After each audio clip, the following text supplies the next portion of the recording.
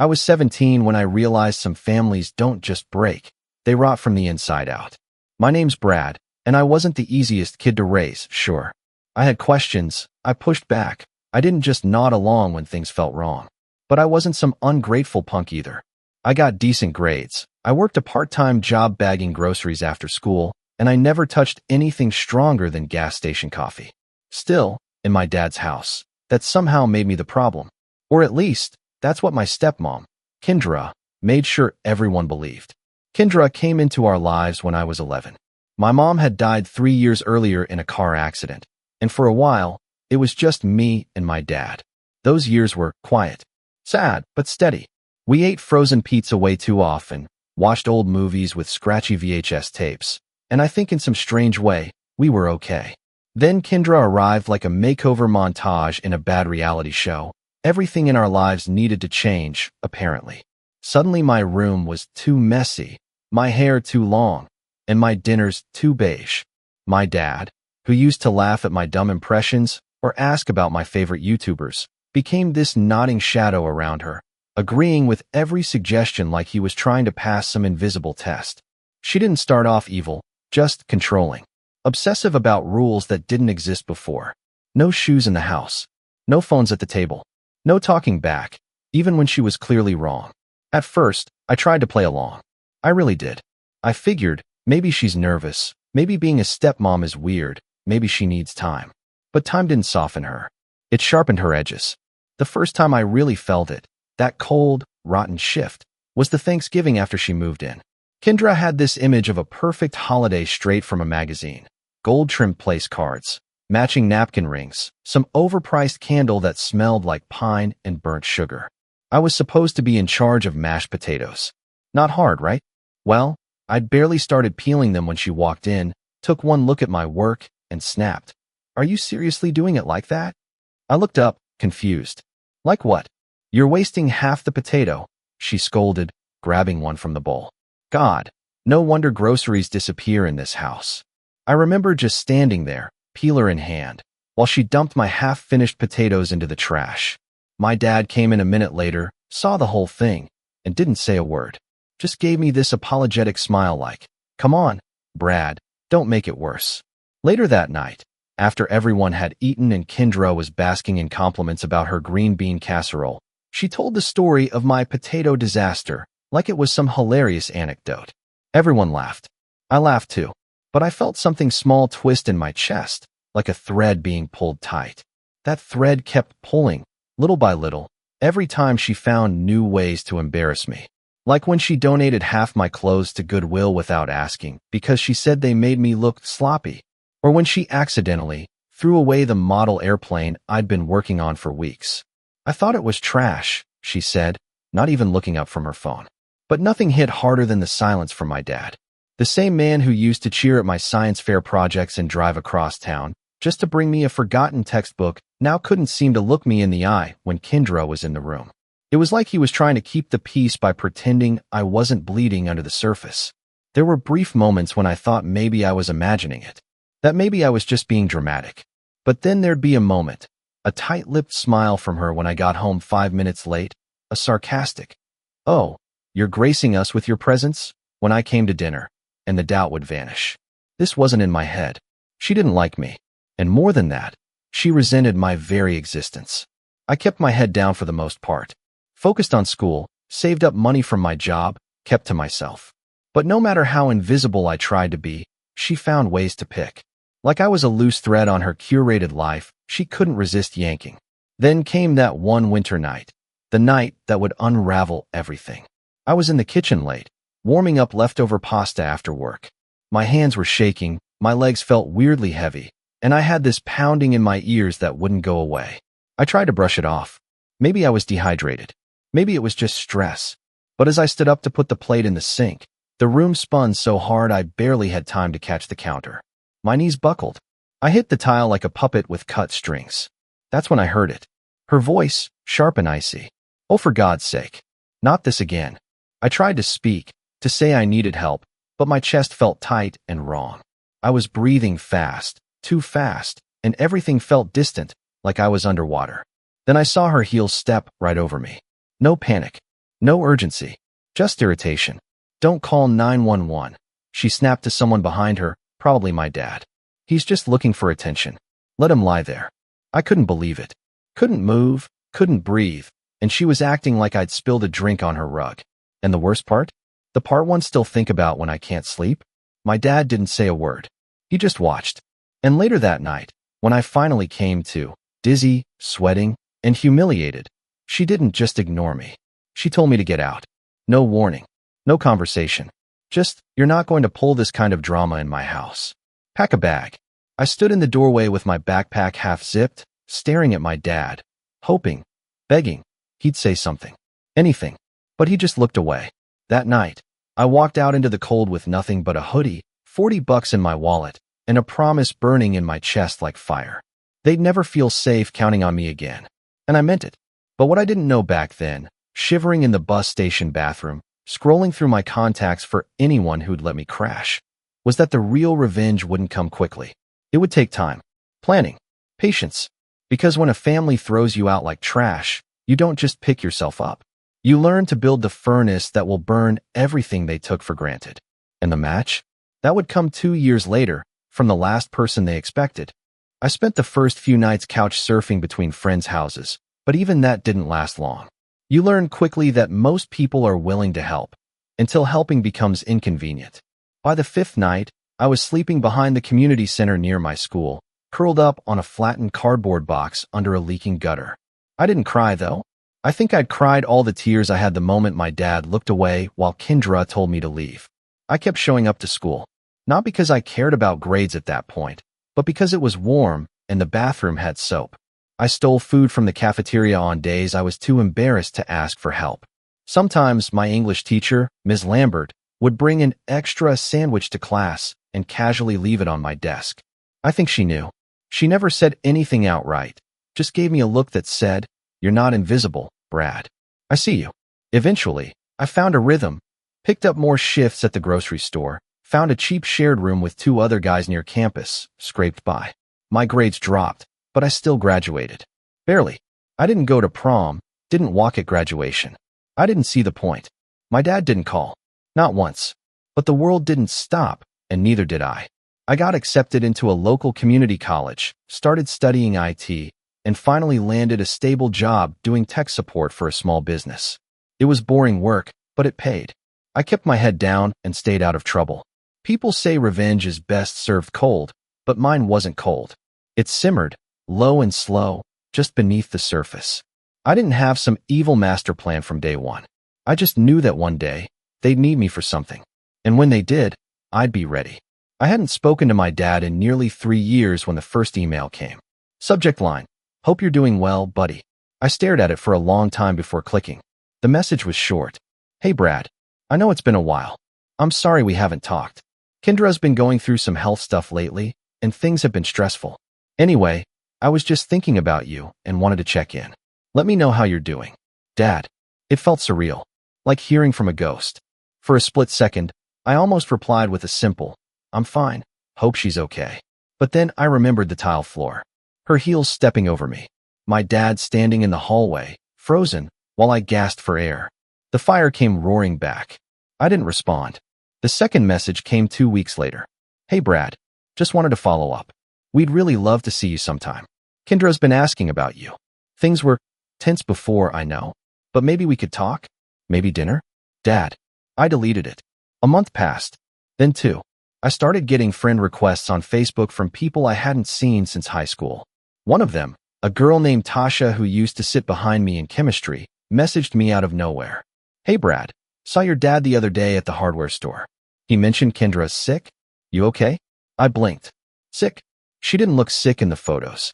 Still posting selfies with overpriced lattes and captions like, "Too blessed to be stressed." Eventually, curiosity got the better of me.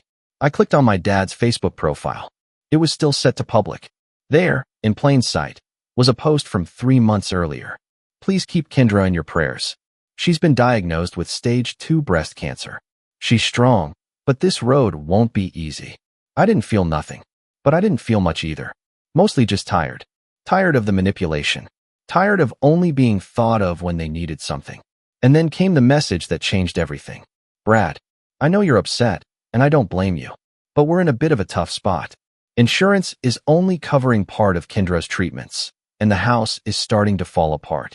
The roof needs replacing, the furnace is shot. I hate to ask this, but I heard you're working in IT now. Any chance you could help us get set up with some kind of GoFundMe page? We don't really understand how that stuff works, and you're always so good with computers. I'd be willing to pay you for your time. Please. Dad. I stared at the screen, jaw clenched so hard I thought I might crack a molar. Not, I'm sorry I didn't defend you. Not, I regret what happened. Not even, we miss you. Just, we need you now, so show up. I could have ignored it. Could have blocked him, changed my number, disappeared again. But something in me snapped that day. Not just anger, resolve. I wrote back. Sure, I can help. 2 days later, I pulled into the driveway of the house I used to call home. It looked smaller than I remembered. The paint was peeling. Weeds had overtaken the garden Kendra used to obsess over. The porch light was flickering. I stood at the bottom step for a long time before finally knocking on the door. Kendra answered. She was thinner, paler. Her hair was shorter, probably from chemo. She wore a headscarf and oversized sweater. And for just a moment, I saw something in her eyes that almost looked like fear. Then it was gone. Well, she said, arms crossed. Look who decided to remember his family. I gave her a smile. Polite. Controlled. You said you needed help. She sniffed and stepped aside. He's in the kitchen. I walked in. The house smelled different now. Less like vanilla candles and more like dust and age. My dad was sitting at the table, fingers wrapped around a coffee mug. He looked older too. Tired. Weathered. Hey, Brad, he said, standing up. I didn't hug him. Didn't offer my hand. Just nodded. What exactly do you need? He fumbled with a piece of paper.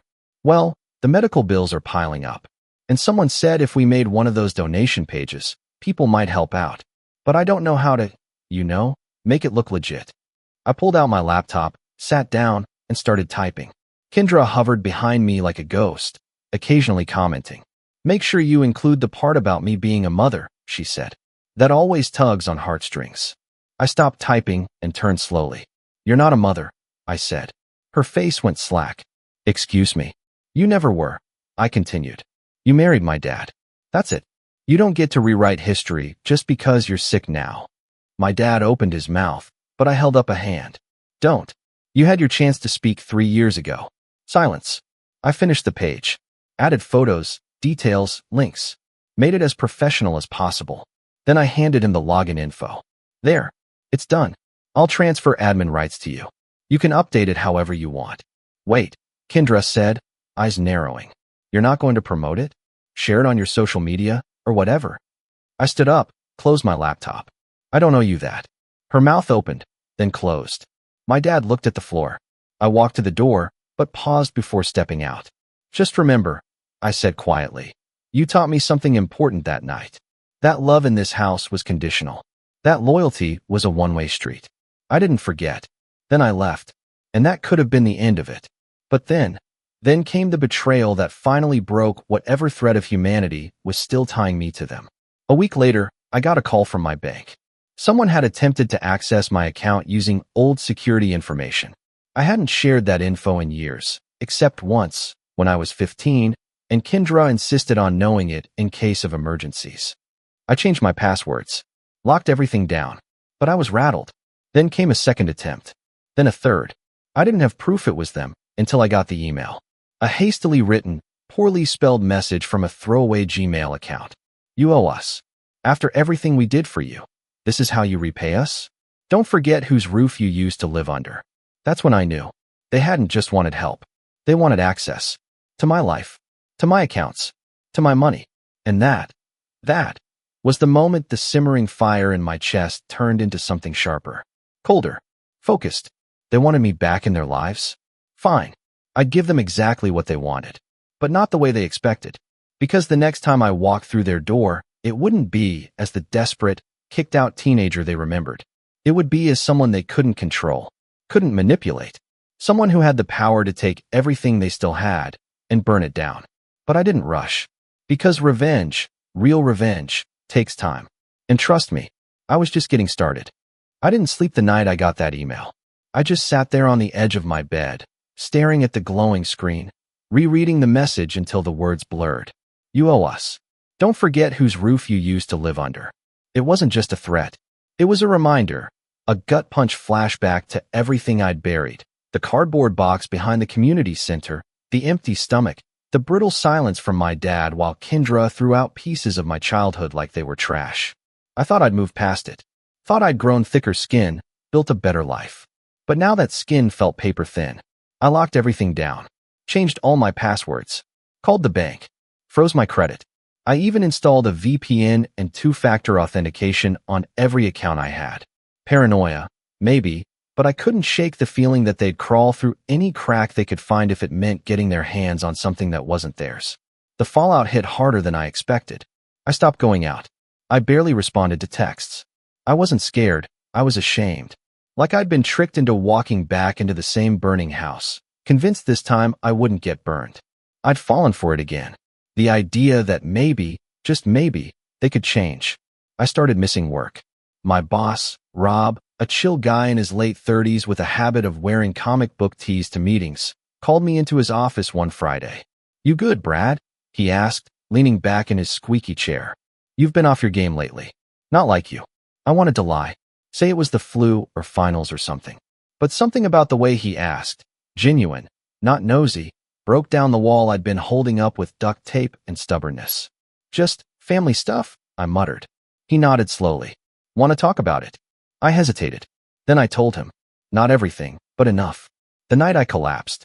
The way Kendra stepped over me. The silence from my dad. The emails. The GoFundMe scam attempt. All of it. Rob didn't blink. He just listened. When I finished, he leaned forward, resting his elbows on the desk. "Look, man, you've been through hell, and it sounds like you never got a second to breathe. But you're here now. That means something." I stared at the floor, chewing the inside of my cheek. "You're not alone," he added. "Seriously, I know this place isn't Google or whatever, but we look out for each other. You need time? Take it. You need help? Ask. Just don't carry this by yourself." That conversation didn't fix everything, but it cracked something open in me, a window, maybe. A reminder that not everyone wanted to take from me. That there were people, real people, who didn't treat compassion like a currency. I took a few days off. Not to sulk, but to breathe. To reset. And then I got to work. At first, it was small stuff. Cleaning my apartment, organizing bills, making a meal that didn't come out of a microwave. I started running in the mornings, just laps around the block with music blasting in my ears. But the feeling of movement helped. It made me feel like I wasn't stuck anymore. I started freelancing on the side, small tech gigs, fixing home networks, building websites for local shops. One of the clients, a bookstore owner named Rosa, loved the site. I made so much she recommended me to half her business circle. Soon, I was making more on side projects than I was at my day job. And I didn't stop there. I used my downtime to build something I'd been dreaming about for months. A platform for small creators to sell their services without getting gouged by big middlemen. It wasn't flashy, and I didn't expect it to blow up. But I poured myself into it. Taught myself basic front-end design, hired a developer from Fiverr to help with the back-end, and launched a bare-bones version within 4 months. I named it TrueBridge. Simple, but it meant something to me. A way for people to connect directly. No fake smiles, no manipulation, just skill and trust. Traffic was slow at first, but Rosie used it. Then a photographer she knew joined. Then a local music teacher. Word spread. A year after the GoFundMe incident, I was running TrueBridge full-time. I'd quit the support job, hired 2 interns from the local college, and was even featured in a niche blog about ethical tech startups. My bank account was healthier than it had ever been. My apartment was upgraded, and I had something I never really thought I'd have again, peace. And yet, the shadow of them never quite left. Every time I got an unknown call, my heart jumped. Every time I saw an older couple on the street, my eyes scanned their faces, looking for something familiar. I didn't hate them, not exactly. But I hated the version of myself I became around them. Smaller, quieter, scared. One afternoon, I got a message from Ms. Lambert, my old English teacher. "Hey Brad, I saw the article about your company. I'm so proud of you. Would you be open to coming back and speaking to my senior class? They're doing a project on resilience, and I think you'd be perfect." I said yes before I could overthink it. Walking back into that high school felt like stepping into a time machine. The hallways smelled the same, cheap sanitizer and cafeteria pizza. Ms. Lambert greeted me with a hug and led me to her classroom, where 20 seniors sat in a semicircle, bored and scrolling on their phones. Then she introduced me, and I started talking. I didn't sugarcoat it. I told them about the night I collapsed, about getting kicked out, about living behind a community center. I watched their expressions change, from disinterest to shock to something softer. I told them about rebuilding, about building myself. And when I finished, the room was silent for a second before someone clapped. Then another. Then the whole class. Afterward, a kid came up to me. Thin, hoodie pulled low, nervous energy vibrating off him. Hey, he muttered. My stepdad's kind of like that too. I didn't know people came out of that. I didn't have to think. I just said, you can. You will. As I drove home that day, windows down, sun painting gold streaks across the dashboard, I realized something. I wasn't just surviving anymore. I was living. But then, just as the air started to feel light again, the past came roaring back. It started as a knock at my door. Not a text. Not an email. A literal, physical knock. I peeked through the peephole. My father. He looked rough.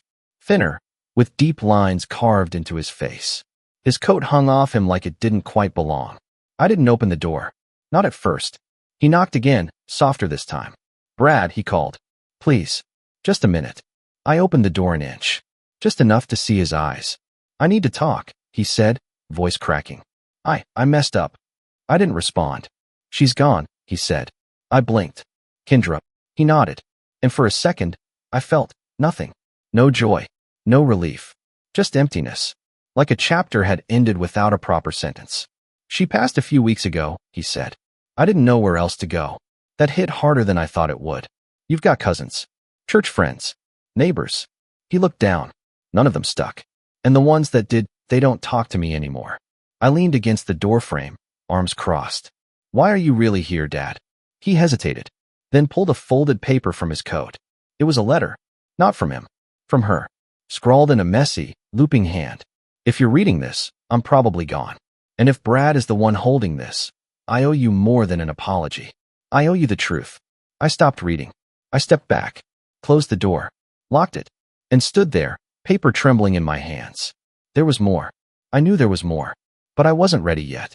Not to forgive. Not to forget. But maybe, just maybe, to finally understand what they were so desperate to hide all along. And that's when the next twist hit me like a freight train. Because inside that letter, buried halfway down the page, was a sentence that would change everything I thought I knew about my own family. It was only 9 words long. But those 9 words? They would flip my entire world upside down. And I hadn't even reached the end of the letter yet. 9 words. There's something you don't know about your mother's will. That's what Kendra had written halfway through her messy, last-minute letter. It wasn't even underlined. Just dropped there, casually, in between vague apologies and defensive half-truths about how hard it was blending a family. But those 9 words refused to sit still in my mind. They pulsed, buzzed, lit a fuse I hadn't even known was buried inside me. I read the letter twice more, start to finish. Most of it was useless. Hollow attempts at justification. Phrases like, I didn't know how to be a stepmom, and you were always so distant. But then, tucked at the very end, like an afterthought, was a postscript that felt more like a dare than a confession. Ask your father about the trust, and about why he never told you it existed. I folded the letter slowly, slid it into a drawer, and sat back in my chair, staring at the ceiling. The trust? What trust? I hadn't thought about my mother's will in years. She died when I was 8. At the time, I was too young to grasp anything beyond the fact that she was gone, that her pillows still smelled like lavender, and that my dad stopped playing music around the house after the funeral. There had been lawyers, I vaguely remembered. Papers. A brief talk about life insurance that ended with my grandma sobbing into her sweater. But a trust? That was new. And if it was real, if Kendra was telling the truth even once in her life, then my father had been hiding something big. Not just emotionally, but legally, financially. Something about that possibility didn't just make me angry. It made me sharp. So I started digging. First, I called the attorney who handled my mom's estate. Or tried to. The firm had changed names twice since then, but after some persistent emails and one overly long phone call with a woman named Dana who thought I was trying to sell something, I got transferred to an older man named Michael Hirsch. Bradley Carter? He asked, voice rough but focused. You're Diane's son? I nodded before realizing he couldn't see me. Yes, sir. There was a pause. I thought you might call one day. That sentence alone told me I wasn't crazy. I just have a question, I said carefully. Did my mom leave a trust when she died? Another pause. Longer this time. She did, he said finally. A revocable living trust. Established shortly after her cancer diagnosis. Everything was supposed to pass to you when you turned 25. In the meantime, your father was named trustee. I sat bolt upright. So he's been managing it this whole time? He was managing it, Hirsch said. But I stopped receiving communication from him about 4 years ago. I assumed the trust had been dissolved or transferred. Was that not the case? I clenched my jaw. No one ever told me anything. Not about the trust. Not about any of this. That's concerning, Hirsch said. Because unless there was an amendment filed, which, to my knowledge, there wasn't, the trust should still be active. And depending on the assets within it, that could mean quite a bit of money. I felt my heart thump against my ribs. Would you be able to send me a copy? I asked. I'll email over what I have, he replied. But I'd advise you to speak with a new estate attorney immediately. This might be more tangled than you think. He wasn't kidding. The email came an hour later. Attached were 2 documents. The original trust paperwork and a cover letter signed by both of my parents. The trust was simple. The family home, several stock investments, and a life insurance policy worth $250,000, all designated for me. My dad, as trustee, was supposed to use the assets only for my benefit until I came of age. Except I'd never seen a dime, never heard a word. And the house. That was the same house Kendra had kicked me out of like I was some stray animal. Rage didn't even cover it. This wasn't just emotional betrayal anymore. This was theft. Financial abuse.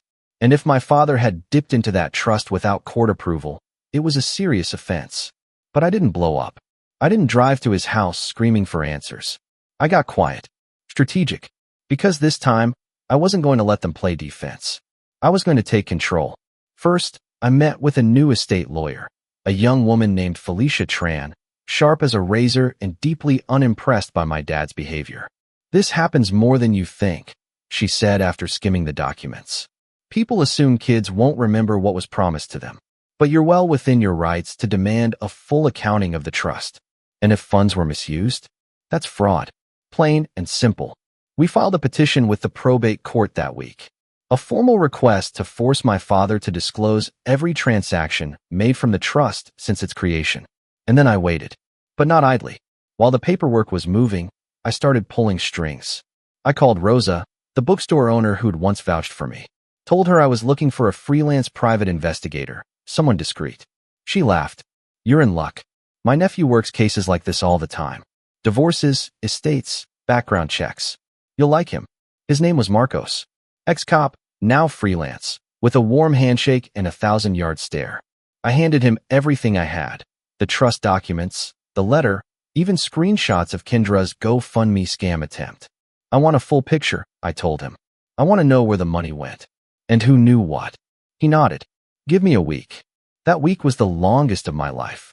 I still ran TrueBridge, still met with clients, still worked out, still smiled. But underneath it all, I was boiling. Because every day I imagined it.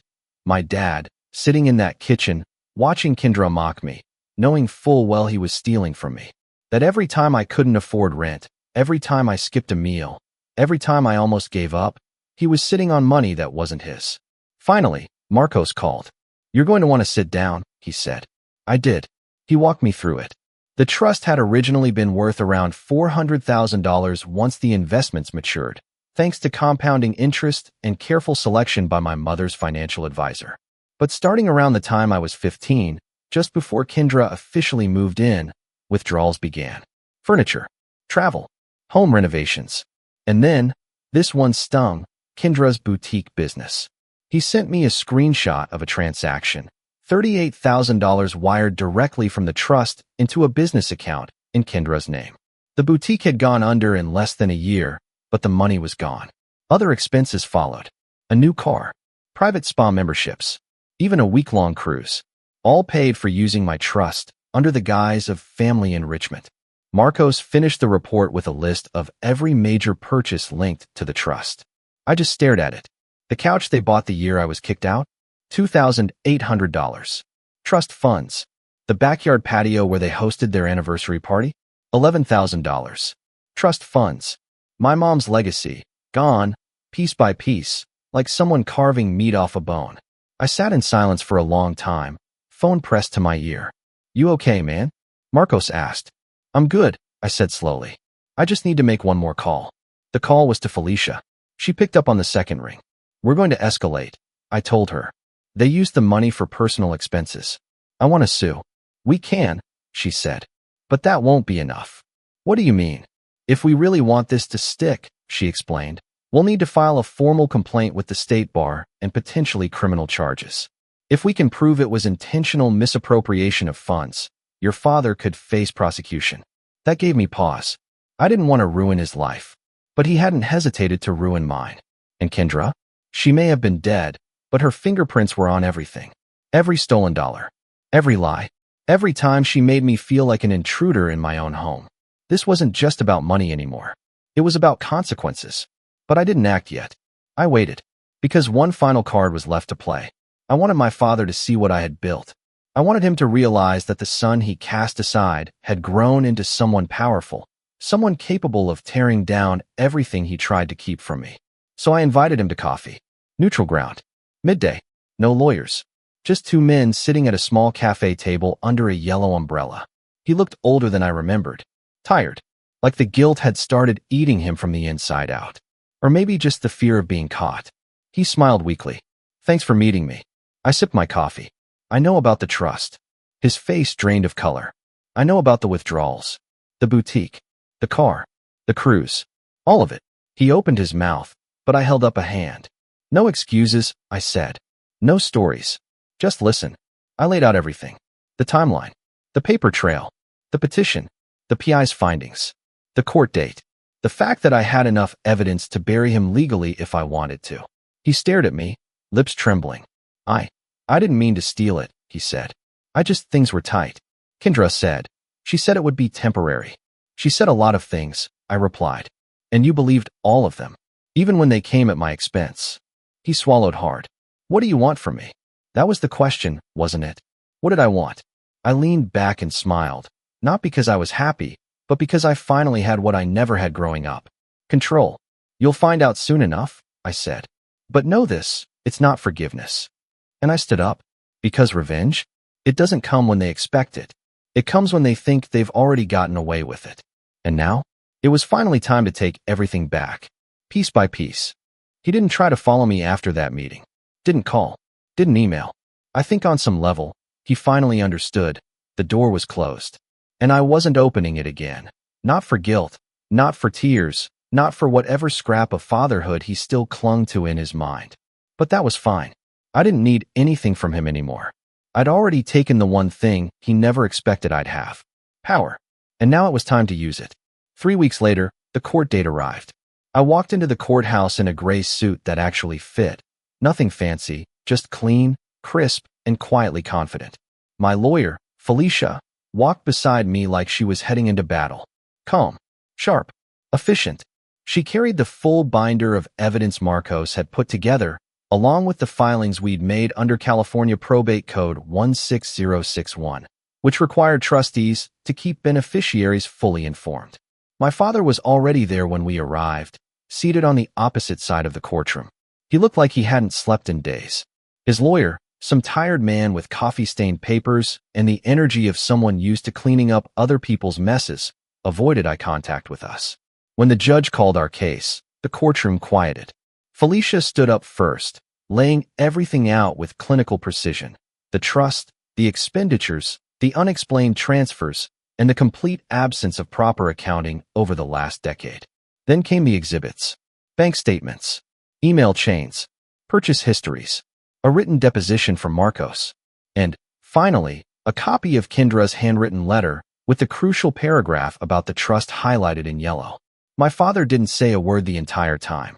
His lawyer offered a weak defense, that the funds had been commingled accidentally, that Kendra had handled most of the household finances, that my father had simply been misinformed about the legality of the withdrawals. The judge didn't buy it for a second. I find the actions of the trustee to be in violation of his fiduciary duty, she said, glancing over her glasses. This is not a matter of ignorance. It is a pattern of sustained, deliberate misappropriation of funds over several years. As such, I am ordering the immediate removal of Mr. Carter as trustee. Furthermore, the court is requiring a full restitution of all misused funds, plus interest, and referring the case to the district attorney's office for potential criminal investigation. She banged the gavel. Just once. Clean. Final. I didn't smile. I didn't gloat. I just turned, nodded to Felicia, and walked out. Let the system do the rest. But I wasn't done yet. See, revenge isn't just about retribution. It's about restoration. About taking back what was stolen, not just the money, but the narrative, the dignity, the truth.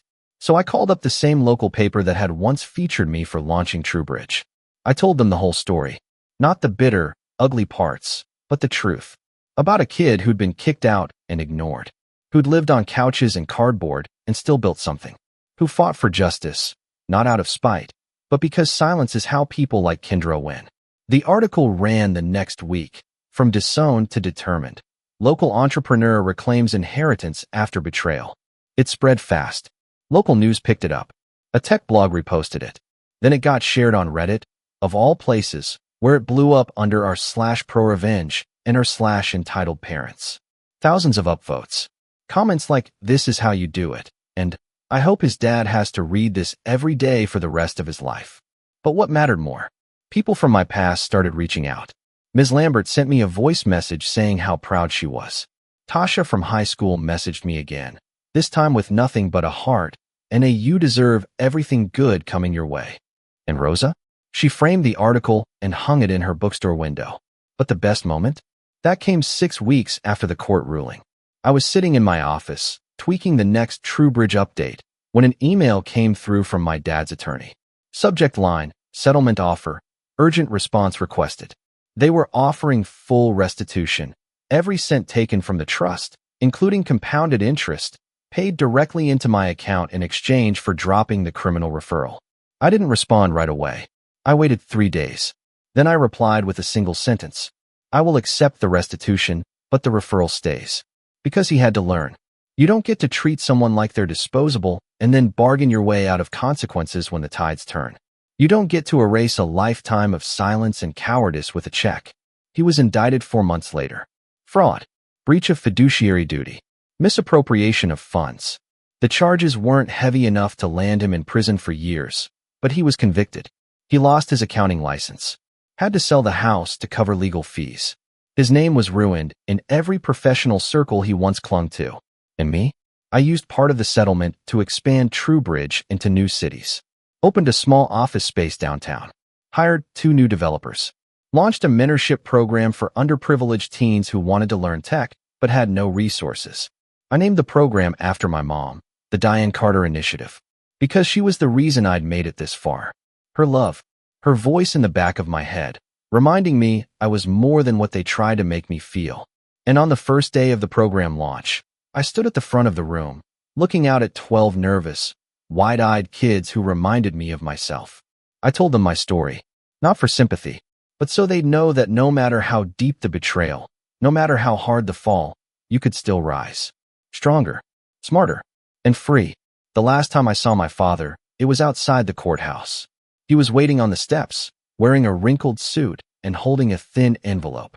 He stepped forward when he saw me, eyes hollow. "I wanted to say I'm sorry," he mumbled. "For everything." I looked at him for a long moment. Then down at the envelope. My name was scrawled on it in his handwriting. "I think I'm finally ready," he said. But I shook my head. "I'm not," I said quietly. And I walked away. Because the apology wasn't for me. It was for him. And I wasn't carrying his guilt anymore. As I turned the corner, the sun hit my face and I felt it. Lightness. Not joy. Not closure. But peace. The kind that comes when you've told the truth. When you've faced the fire and walked through it without letting it own you. And the final thought I had, before stepping into the cab, before heading back to the life I built with my own 2 hands, was this. They stepped over me when I needed them most. Now they'll spend the rest of their lives realizing I never needed them at all. Thanksgiving is supposed to bring people together, right? Good food, Warm conversations, maybe a little chaos from too many people talking over each other, but mostly love. At least, that's what I always imagined it should be. I wouldn't say I grew up in a Hallmark family, but I used to believe we could fake it just enough to make it through the holidays. That belief ended this year. My name's Jacob. I'm 36 years old, a single dad, and the proud father of a sweet, artistic, and sometimes painfully shy little girl named Mia. She just turned 9, and she's the light of my life. Mia isn't biologically mine. I adopted her 5 years ago after fostering her for almost a year. Her birth mom, my ex-fiancée, struggled with addiction and ended up voluntarily giving up her rights. I was barely 30, single, and terrified, but I never hesitated. The moment I held her and saw how her tiny fingers curled around mine like I was her whole world, I knew there was no going back. I became her dad in every way that mattered. Papers or no papers, blood or not, I loved her. And I still do. More than anything. Most of my friends supported me when I adopted her. Some of my extended family too. But my brother, Aaron? He never really did. He'd never say it outright, of course. That's not how Aaron works. He's the kind of guy who wraps cruelty in a joke, who whispers a dig behind a chuckle, then looks shocked when you call it what it is. I was just messing around, he'll say. You're too sensitive. Aaron's 2 years younger than me. Married his high school sweetheart, Melanie. They have 3 kids, ages 10, 7, and 5, and they are what my mom calls her legacy. My parents fawn over them like royalty. Every year they get matching outfits, grand birthday parties, and thousands of dollars worth of Christmas gifts. Meanwhile, Mia gets maybe a doll, some off-brand coloring pencils, and an awkward side hug from my mom if she remembers. But I always let it slide. I told myself it didn't matter. That Mia had me. That I'd fill in the gaps. That she didn't need their validation as long as she had my love. But deep down, it chipped away at something in me. It's hard not to notice the way your daughter's smile flickers when her cousins get to open new iPads while she unwraps a make-your-own bead jewelry kit from the dollar store. It's hard not to feel your stomach twist when your own mother says, you know, it's different when they're your real grandchildren. Still, every Thanksgiving, I'd show up, smile, bring my homemade stuffing, help clean dishes, try to be the bigger person. For Mia's sake, I wanted her to believe in family, even if I didn't fully anymore. But this year, Aaron crossed a line I can't uncross. And I'm not sure there's coming back from what happened next. It started off predictably enough. Thanksgiving dinner at my parents' house. My mom insisted on hosting, as always. A massive spread, turkey, ham, green bean casserole, 5 different pies, you name it. Mia wore her favorite yellow dress, the one with little embroidered flowers along the hem. She'd helped me bake pumpkin muffins that morning, and was so proud of herself she insisted on carrying the tray in herself. My mom barely glanced at her when she handed them over. Just said, oh, muffins. How cute. Then turned back to fussing over Aaron's youngest, who was screaming because he didn't want to wear his sweater. Dinner itself was a mess of overlapping conversations. My dad made his usual stale jokes. My mom complained about how much work she'd done, while simultaneously refusing all offers of help. Aaron talked way too loudly about the new pool he's having installed, making sure everyone heard how much it cost. Melanie kept taking photos of the table for Instagram, carefully cropping Mia out every time she leaned in. I was used to all that. I've learned to tune it out.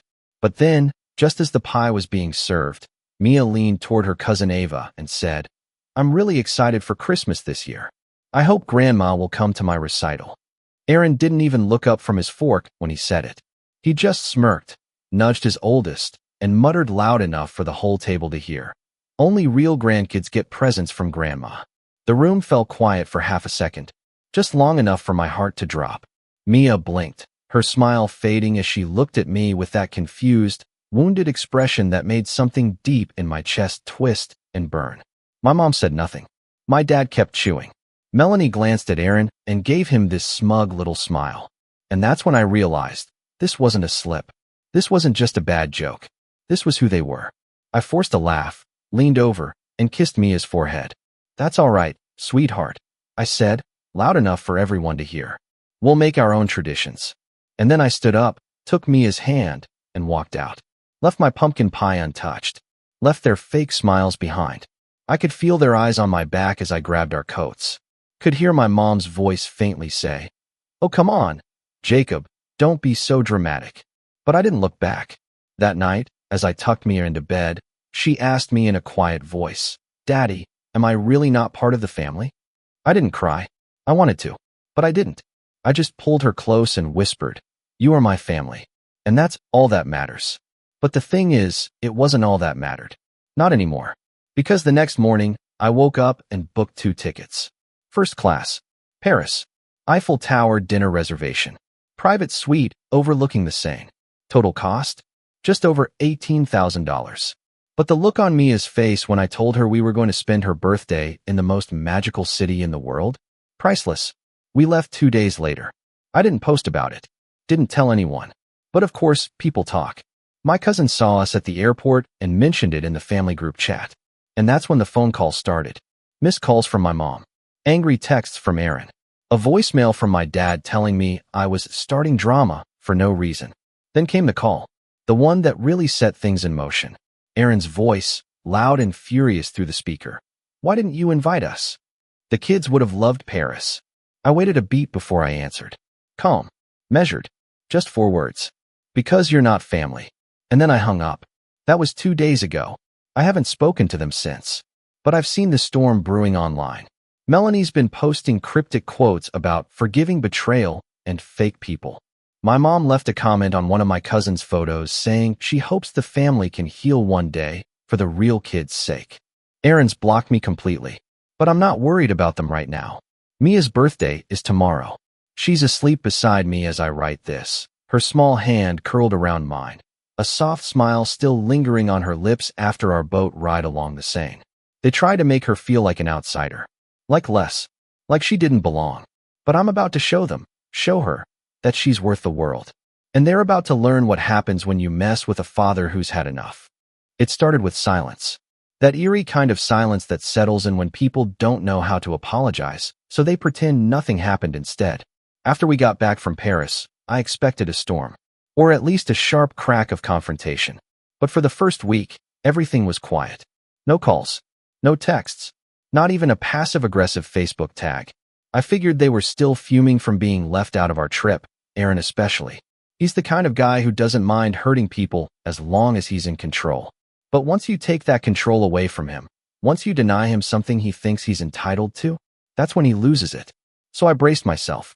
I thought that would be the breaking point. But I was wrong. That was just the wind picking up before the storm hit.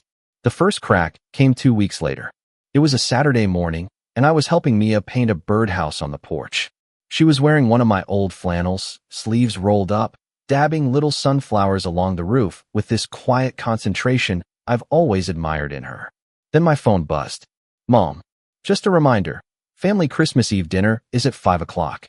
We'll see you and Mia there. Just like that. As if nothing had happened. No mention of Thanksgiving. No acknowledgement of Aaron's comment. No apology. Nothing. I stared at the message for a long time. Then I showed it to Mia and asked what she wanted to do. She shrugged. Will Aunt Melanie be there? She asked. I nodded. Will he? She didn't even say Aaron's name. Just he. Another nod. Mia looked down at the birdhouse, wiped her brush on a napkin, and said, Then can we have our own Christmas Eve? Like in Paris? I smiled. Absolutely. So I replied to my mom. Me. Thanks, but Mia and I have our own plans this year. 2 minutes later, the phone rang. I didn't answer. She didn't leave a voicemail. That was when things started escalating. It began subtly. My aunt called to check in and said, Your mom's been really hurt, you know. She says she doesn't even know what she did wrong. Then a cousin I hadn't spoken to in months messaged me on Instagram saying, Hey, maybe you should try to talk things out with Aaron. You guys are brothers after all. It was all so orchestrated. Like I was being put on trial without even knowing the charges. And while they whispered about healing the family, they were still icing Mia out like she didn't exist. I only found out what really happened at the Christmas Eve dinner because my cousin Jenna sent me a photo. It was a picture of all the grandkids, Aaron's 3 and my younger sister's twins, sitting in front of the fireplace in matching red pajamas, each holding what looked like personalized gift bags from my mom. They were all grinning, surrounded by gifts. I counted at least 10 each. Tablets, board games, designer sneakers, even concert tickets for Aaron's oldest. And Mia? She wasn't mentioned. Not once. No stocking. No card. Not even a generic, "We missed you" gift. Nothing. When I showed Mia the photo, she didn't say a word. She just turned the birdhouse around and started painting again. But I saw her jaw tighten. I saw the way she blinked more than usual. Later that night, I found the brush she'd used lying on the bathroom counter, its bristles trimmed off, soaked in paint water. It was one of her favorites. The next day, we spent Christmas morning opening gifts in our living room. I'd gone all out. New paints, a real easel, tickets to a Broadway show next summer, even a signed print from one of her favorite children's book illustrators. She loved it.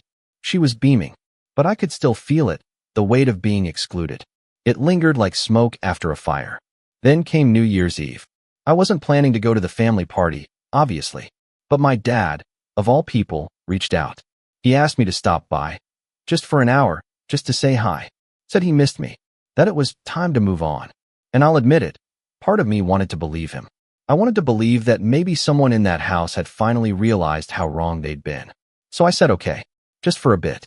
I dressed Mia up in her sparkly blue dress, curled her hair. She looked like a winter princess. When we walked into my parents' house, the party was already in full swing.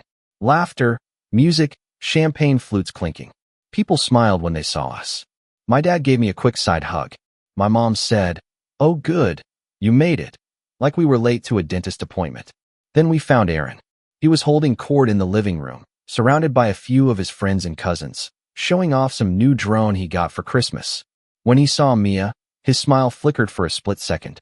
Then he said, loud enough for the group to hear, "Well, look who finally decided to show up. The world travelers." A few people chuckled. I forced a smile. Mia clutched my hand tighter. I bent down and whispered, "We'll only stay for 20 minutes. Promise." She nodded. Then it happened. We were all in the living room when my mom brought out a special game for the kids, a family trivia game. Questions about grandparents, traditions, funny memories. I thought it was harmless enough.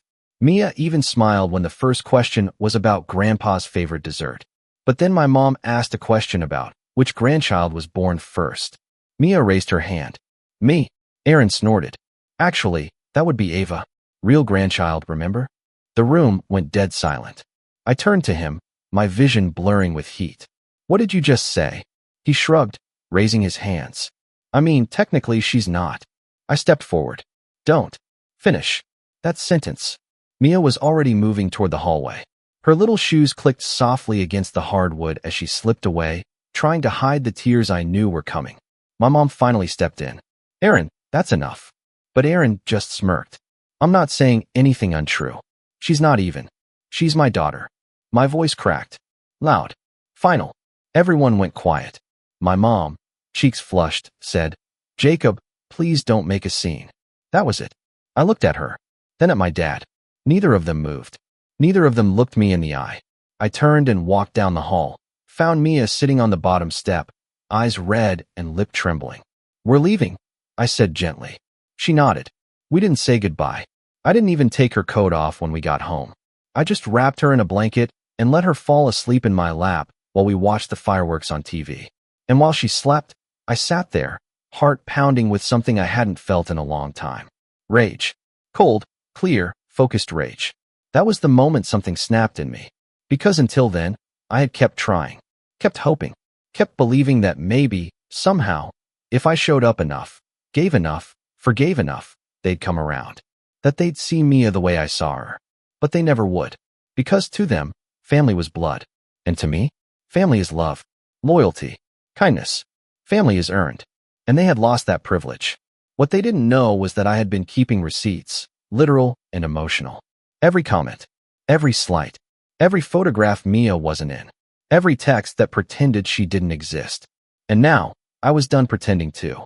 Because Aaron had just crossed a line he couldn't uncross. And I had a plan, one they'd never see coming. But first, I needed to make sure Mia knew the truth, not just about our family, but about her worth. I had no idea that things were about to get worse before they got better, that Aaron wasn't finished, that he had one more play, one final insult, that would push me even further. And once he made that move, I stopped holding back. For the first time in years, January didn't feel like a fresh start. It felt like I was digging myself out of a crater I hadn't even realized I'd been living in. The fallout from that New Year's Eve party clung to everything. Mia was quieter than usual. She still smiled, still asked to paint in the mornings or help me cook, but the spark that lit up when she felt truly safe, that was dimmer now, and I hated it. I hadn't just let my brother hurt her. I let our whole family pretend it wasn't happening. I let them surround her with half smiles and fake hugs while they whispered things behind her back or excluded her from their group texts and matching pajama photos. It had become normal to me. That was the part that made me sick. It had become normal. That realization hit hardest one night in mid-January, when Mia brought me a shoebox. She said she wanted to show me her keepsakes. I sat cross-legged on her floor as she opened it, expecting drawings, maybe some beads or pressed flowers. But instead, she pulled out a folded paper and handed it to me. It was a birthday card from 2 years ago, signed by my sister. To Mia, from Aunt Sophie and Uncle Kyle. I remembered that card. I had thought nothing of it at the time, but Mia had saved it, because it was the only thing they gave her that year. She went on, pulling out a crumpled photo I had printed of us at a pumpkin patch, a flyer from her school recital, a pressed daisy I helped her pick last spring. Nothing from my parents. Nothing from Aaron. Nothing from the people who claimed to be family. I sat there, staring at that box, while Mia looked up at me with this expression that was so heartbreakingly hopeful, like she wanted to know if the things she held onto mattered. If she mattered. That night, after she went to bed, I sat in the kitchen and cried for the first time in years. Not the kind of crying where you sniffle into a pillow and pull yourself together 5 minutes later. I mean full body, chest-shaking grief. Grief for the time I'd wasted, for the damage I hadn't seen, for the fact that Mia had been quietly collecting scraps of love and calling them treasure. That was my rock bottom. I didn't want revenge that night. I didn't care about proving anyone wrong. I just wanted to do right by Mia. And that meant more than just protecting her. It meant rebuilding our life from the ground up. So I started quietly, piece by piece. First, I called a therapist. Not for Mia, for me. I needed someone to talk to who wouldn't minimize it, who wouldn't tell me to forgive and forget like so many well-meaning friends had. I needed to unpack years of being the peacekeeper in a family that only offered peace to the people they favored. And I needed to learn how to stand up for myself without feeling guilty. Then I found a child psychologist for Mia, someone who specialized in adoption, identity, and family trauma. I didn't want her carrying this weight alone. And to my surprise, she was open to it. Nervous at first, but after a couple of sessions, she started coming home with more questions. Hard ones. Brave ones. Do you think Grandma didn't give me presents because I don't look like her? Why does Uncle Aaron say I'm not real if I live with you and you're my real dad? Is there something wrong with me? Every time she asked something like that, I felt like someone was ripping out pieces of my heart with a spoon. But I answered her honestly, carefully. I told her that nothing was wrong with her, that everything was wrong with them, that real families are built with love, not matching DNA. And most importantly, that she never had to earn our place in this world by making herself smaller. And somewhere in those talks, something shifted. I started to see her sit taller, speak louder. One day she even told me, I want to write a letter to Grandma, not because I want her to love me, but because I want to tell her how I feel. That letter was one of the bravest things I've ever read. She didn't ask for gifts. She didn't ask to be included. She just told the truth, that she felt invisible, that it hurt, that she wished they had loved her the way she loved them. We never sent it, but we folded it and kept it in the keepsake box. While we were doing the emotional work, I started making changes in our life, too. I had always worked as a freelance graphic designer, enough to pay the bills, but never enough to really thrive. I'd spent years putting clients first, taking scraps to make time for Mia, turning down opportunities because they clashed with family obligations. But not anymore. I started saying no. No to toxic clients. No to last-minute demands.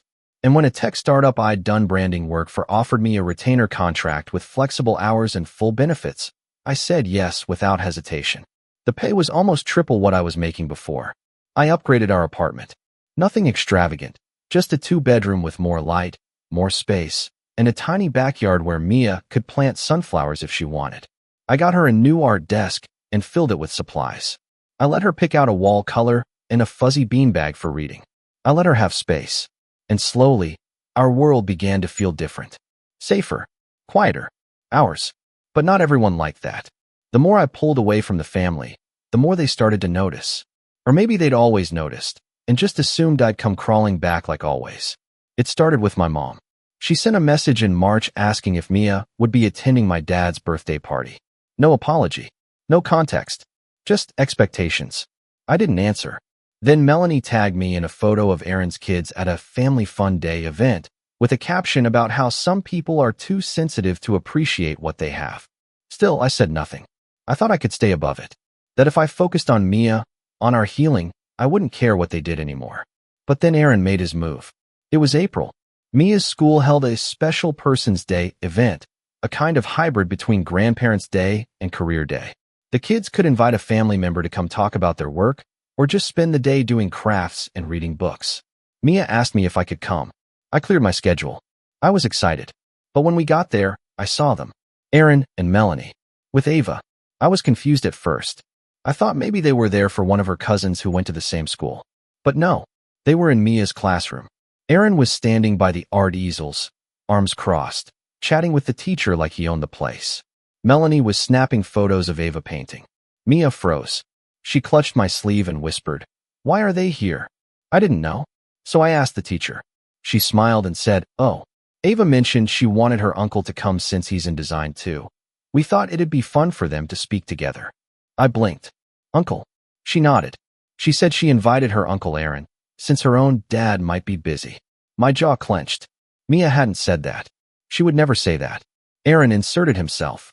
He told the school he was Mia's uncle, that she had asked him to come, and no one questioned it. I stood there, numb, while Aaron smirked at me from across the room. He knew exactly what he was doing. This wasn't about Career Day. This was about control. About inserting himself where he didn't belong, in our life. About making Mia feel like he still held the power to define her relationships, to rewrite her story. And that's when I knew. It wasn't enough to walk away. He wasn't going to let us go quietly. And I wasn't going to let him win. Because this wasn't just about hurt feelings anymore. This was about identity. About boundaries. About truth. So I started preparing. I gathered emails, photos, messages, every passive-aggressive comment, every dismissive text, every moment where they treated Mia like less. I documented everything, not for court, but for clarity, for myself, for Mia, for anyone who might try to tell us we were overreacting. And then, I started thinking bigger. Because Aaron thrived in a world where he was always the hero. The charming family man. The successful brother. The fun uncle. He had a reputation. A brand. And I was about to take it all apart. But not with screaming. Not with fists. With facts. With grace. With truth so sharp it couldn't be softened by a smile or hidden behind a chuckle. Because while Aaron and the rest of them spent the last year making Mia feel like an outsider, I had been building her a kingdom, and I was almost ready to show it to the world. It's funny how clarity changes everything. After Aaron hijacked Mia's Special Persons Day, something snapped into focus. Not just my anger, that had been burning quietly for months. No, this was something different. This was clarity with teeth. The kind of realization that whispers, "You're not the one on the outside anymore." Because for the first time, I didn't feel small. I didn't feel like the embarrassed older brother or the problem child trying to justify his presence at the table. I felt like a man who had something they didn't: truth, peace, control. Aaron had tried to step into our life and bend it to his liking, but all he did was light the fuse. And I was more than ready to let it burn. So I began to plan. Slowly, quietly. I wasn't out for chaos. I wanted precision. I didn't just want revenge, I wanted understanding. I wanted them to feel it. To realize what they had done, not just to me, but to a child who had loved them anyway. I wanted the truth to make its way into the light, not in a dramatic explosion, but like sunlight through a crack in the wall. Undeniable, slow, permanent. And I had the perfect opportunity coming up. Aaron's wife Melanie was planning a legacy family celebration for her mother's 70th birthday. Yes, that was the actual title of the event. It was the kind of party where people wear matching pastel outfits, hire photographers, and give speeches about how strong family bonds are. That kind of party. And the kicker? It was being hosted at my parents' house. Of course it was. Now, normally I would have ignored the invitation. But this time, I RSVP'd. With Mia. And I didn't just accept the invitation. I volunteered to create the official family video montage. That was the key. See, I'd spent years as a freelance designer and video editor. It's how I made a living. Aaron had always mocked it, told people I just made slideshows and logos for Instagram moms. He once even said, "Jacob's job is what you get when you fail art school." But this time, I leaned into it. "Oh wow," Melanie had gushed over text. "That would be amazing. You can pull old photos, right? From Facebook and stuff." I told her yes. And then I started collecting. For the next 3 weeks, I gathered every digital memory they had ever posted. Family trips, birthdays, holidays, beach days. Every carefully curated photo of Aaron and his kids, my parents and their real grandkids. Family dinners where Mia had been cropped out of the frame, events we weren't invited to. I downloaded it all. And then, quietly, I layered it. Every clip, every image, every perfect family moment. I put it in order. And in between, I inserted reality. A blurry screenshot of Mia's lone gift on Christmas morning. A text from my mom saying, "We just don't have the budget to get her something this year." A freeze frame of Aaron's smirk at Thanksgiving. A clip of Mia's letter to Grandma, voiced over with Mia herself reading it aloud, soft and steady, unaware that I was recording that day. Her voice saying, "I love you anyway, even if you forget me," layered underneath a slideshow of birthday cakes she never received. And then, halfway through the video, I inserted a new section. I called it, "What Makes a Family?" This was where I included us, not in retaliation, but in truth. Footage of our Paris trip. Mia twirling on a balcony overlooking the Eiffel Tower. Her helping me paint the birdhouse on the porch. Her recital performance. Her birthday dinner where the waiters brought out cake while she beamed, laughing so hard she snorted. Pictures of her asleep in my arms after the fireworks on New Year's Eve. And then, I layered in something else. Testimonials. I reached out to people in Mia's life who had shown her kindness. Her teachers, our elderly neighbor who always let her help in the garden, her art mentor from a weekend class. I asked them to send in short clips answering one question. What makes Mia family to you? Their answers were beautiful, honest. One teacher said, "She makes everyone feel seen." The neighbor said, "Family is who you grow roots with, and she's part of mine." Her art mentor said, "I don't know what your brother's definition of family is, but if Mia doesn't count, then it's a useless definition." I made sure the audio was crisp, the lighting soft, the pacing perfect. It wasn't bitter. It wasn't petty. It was surgical.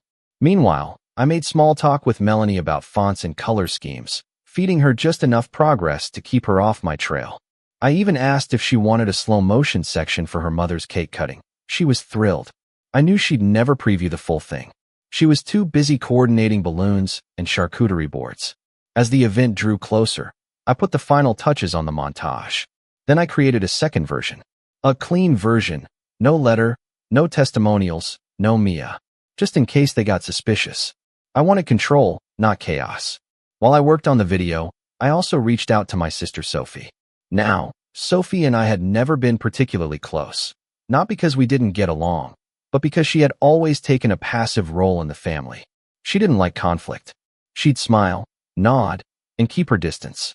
But when she heard about what happened at Special Persons Day, she called me. "I'm sorry, Jacob," she said. "I had no idea it had gotten that bad." I told her it wasn't new, just newly visible. She paused, then said, "Let me help." I didn't ask for much. Just one thing. "I need you to be in the room when the video plays," I told her. "And I need you to stand up when it ends." "Okay," she said, "and say one sentence." Now that we've seen what real family looks like, I think it's time we talk about what's been happening to Mia. She was quiet for a long time. Then she said, "I can do that." It was risky, asking her, but I knew I needed someone from the inside to break the seal, to force the room to acknowledge what they'd spent years ignoring. The night before the party, I sat with Mia in her room. We were painting again, a small canvas this time, just abstract shapes and colors. She looked up at me and asked, "Will we see them tomorrow?" I nodded. "We will." She thought about it. "Do I have to talk to Uncle Aaron?" "No," I said. "You never have to talk to anyone who makes you feel small." She smiled at that. Then she said something I'll never forget. "I don't want to be invisible anymore." I kissed her forehead. "You won't be. Not ever again." When the day came, I wore a plain gray suit and brought my camera gear like I was just the guy in charge of the slideshow.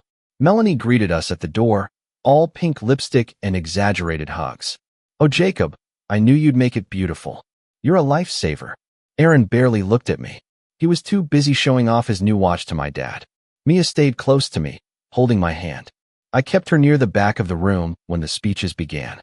They were exactly what you'd expect. Flowery, self-congratulatory, drenched in nostalgia. Aaron gave a whole speech about legacy and what we passed down through our children. I almost laughed. Then it was time for the video. I plugged in the USB drive, clicked play, sat down beside Mia. The lights dimmed, and the truth began to play. The lights dimmed, and for a moment, the room buzzed with polite anticipation. Folding chairs creaked. Champagne glasses clinked. Aaron leaned back smugly with his arm over the back of Melanie's chair, clearly expecting a montage of his carefully curated life. My mother sat front and center, already dabbing her eyes in preparation for the emotional nostalgia. Mia sat next to me, clutching my hand under the table. Then the video began. At first, it was exactly what everyone expected. Old home videos of birthday cakes and swimming pools, beach days with wind-blown hair, and Christmas trees stacked with presents. Laughter echoed through the speakers. Aaron's voice appeared often, booming, charismatic, loud.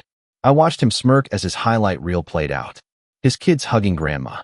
Ava blowing out candles while everyone cheered. Family vacations. Barbecues. The curated dream. But then, it started to shift. The transitions between clips got longer. The soundtrack softened. The visuals dimmed just slightly, just enough to make people lean in. Then came a freeze frame of one of those Christmas mornings. 10 gifts per child. Matching pajamas. My mom's wide smile. And then a simple cut to a single photo. Mia on that same day, sitting quietly on our couch, holding a small, wrapped box on her lap. She looked happy, because she always tried to be, but next to the extravagance that had just been shown, the contrast was jarring. Whispers rippled through the crowd. Next came screenshots, text messages from my mom. We just don't have the budget to get her something this year. She's not used to big gifts anyway. Aaron's kids are still young. They need the magic. Then audio. Soft. Almost imperceptible at first. It was Mia's voice, reading her letter to Grandma. I love you anyway, even if you forget me. I know you didn't mean to. I know you're just busy.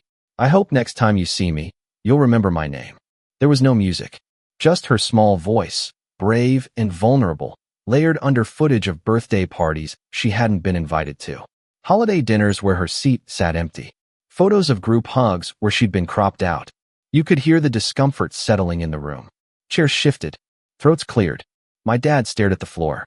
My mom had stopped dabbing her eyes, her tissue frozen in her lap. Then came the testimonies. One after another, faces appeared on the screen. Mia's teacher, speaking clearly. She's thoughtful. She brings snacks for kids who forget theirs. She listens. She creates space. Our neighbor. She helped me plant sunflowers last spring. When they bloomed, she said they reminded her of joy. She is joy. Her art mentor. When people say real family, I always ask, do they show up? Do they stay? Do they choose you? Because Jacob chose Mia. Over and over. And she chose him. That's real. Then the Paris montage rolled in.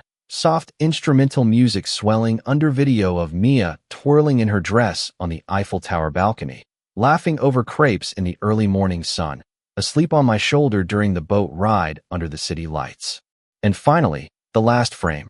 A simple black screen with white text. Family is who shows up. Fade to black. Silence. For a full 10 seconds, no one moved. The air was thick. Heavy. Nobody clapped. Nobody even looked at each other. Then Sophie stood up. Her voice shook slightly, but she raised her chin. I think now that we've seen what real family looks like, it's time we talk about what's been happening to Mia. She sat back down. The silence deepened. Aaron was the first to speak. Of course. He shot to his feet, his face red. That video was completely out of line, he snapped.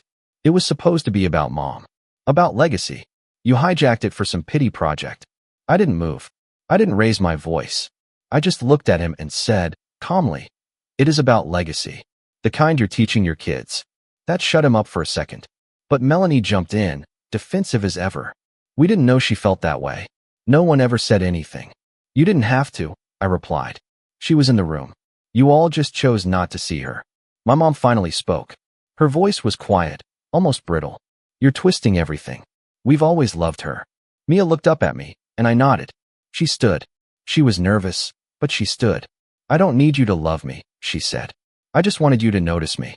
But it's okay if you don't, because I have a real dad, and he sees me every day. You could have heard a pin drop. My mother opened her mouth, but my dad, of all people, put a hand on her arm and shook his head. That was the moment I realized even he had finally seen it. We didn't stay long after that. I packed up my laptop, thanked Sophie, and walked out with Mia's hand in mine. No yelling, no chaos, just the quiet dignity of a truth too loud to ignore. But the fallout? That came fast. Melanie posted on Facebook that night about sabotage and family betrayal. She tried to spin the video as a malicious misrepresentation, but too many people had been in that room. The truth was already out. My inbox filled with messages. Cousins I hadn't heard from in years. An uncle who apologized. A niece who sent Mia a handmade card and asked if they could hang out sometime. Not everyone changed, but enough of them saw it. And that was all I needed. As for Aaron, he blocked me on everything, which was fine. I was done talking. My mom tried to call once, but I didn't pick up. She left a voicemail saying she never realized how deep the wounds were, but she also never apologized. Just made it about her pain, not Mia's. So I deleted it, because I don't need her to understand anymore. I just need to protect my daughter. And I am. Every single day. A month after the party, Mia got an award at school for compassion and courage. Her teacher said she'd been standing up for other kids lately, that she helped one little boy with speech issues feel brave enough to read aloud, that she told another girl, "You don't need people to like you to know you're special." I picked her up that day, and she showed me the certificate, beaming. I knelt down and told her, "I am so proud of you." She wrapped her arms around my neck and whispered, "I'm proud of me too." And that was it. That was the moment I knew it had all been worth it. The silence, the heartbreak, the storm, because we came out on the other side. Not just surviving, thriving. They made her feel invisible, so I made sure the world saw her. I guess I've been thinking about this moment for a long time, but I didn't think I'd actually get here. I didn't expect to end up typing this out for strangers on Reddit, but here I am, looking for advice because I genuinely have no idea what to do. Let me start at the beginning. My name's Emily, and I'm 25. I'm the older sister. And like most older siblings, I've always been the responsible one. The one who does well in school, gets good grades, never gets into trouble. I've worked hard to get to where I am, and the sacrifices I've made have never been easy. But I've always had a goal. A dream, really. Since I was a little girl, I've dreamed of working in the fashion industry. It was something that lit me up in a way that nothing else did. I used to sketch designs, take pictures of outfits, and obsessively watch interviews with designers. I even read fashion magazines and built an entire vision for my future. Some might say it was a pipe dream, but to me, it was more like a fire that I couldn't ignore. Fast forward to college, and I worked my ass off. I studied fashion design at one of the top universities, and while my friends were out partying, I was in my dorm room sketching, researching trends, and building portfolios. I interned at a small boutique in my city just to get my foot in the door, and eventually, after graduation, I landed an internship at a major fashion brand. It wasn't glamorous, and it sure wasn't easy, but it was my chance. I was finally getting somewhere. Everything was looking up. I was on the verge of something big, until my family put everything into question. It started when I got an email about a job offer. This was the opportunity one had worked my whole life for. A big-name fashion company was offering me a full-time position with incredible pay, and my dream of working in fashion was about to become a reality that I couldn't wait to tell my mom, but she'd always been supportive of me, at least in a general sense. She was proud of my accomplishments, or so I thought. So, I sat her down one evening and showed her the email. I was so excited, I could barely contain myself. "Mom, look, this is it. They offered me the position. I made it."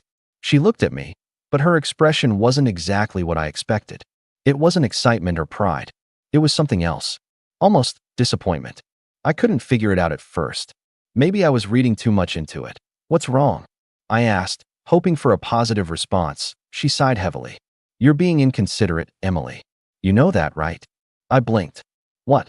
"I just got a dream job. I worked for this. I earned this." "Your sister needs you, Emily," she said, her voice a little too calm. "She's going through a rough patch, and you're just going to leave us behind for a job that doesn't matter? You're selfish." I was stunned. This wasn't how I thought this conversation would go at all. I had worked my entire life for this moment. I had sacrificed so much, and now that I finally had it, my mom was accusing me of being selfish. Mom, I started, but she cut me off. You're abandoning your family. Your father's health is getting worse, and Emma is struggling to figure things out. You're the older sister, Emily. Don't you think you should be here for them? Emma, my younger sister, was 21. She had always been the free spirit of the family, doing whatever she wanted without much consequence. While I was out there busting my butt to get ahead, Emma was content to live at home, go to community college, but never finish, and do absolutely nothing with her life. And now, my mom was asking me to throw my dreams away to take care of her. I tried to keep my voice steady. Mom, Emma is an adult.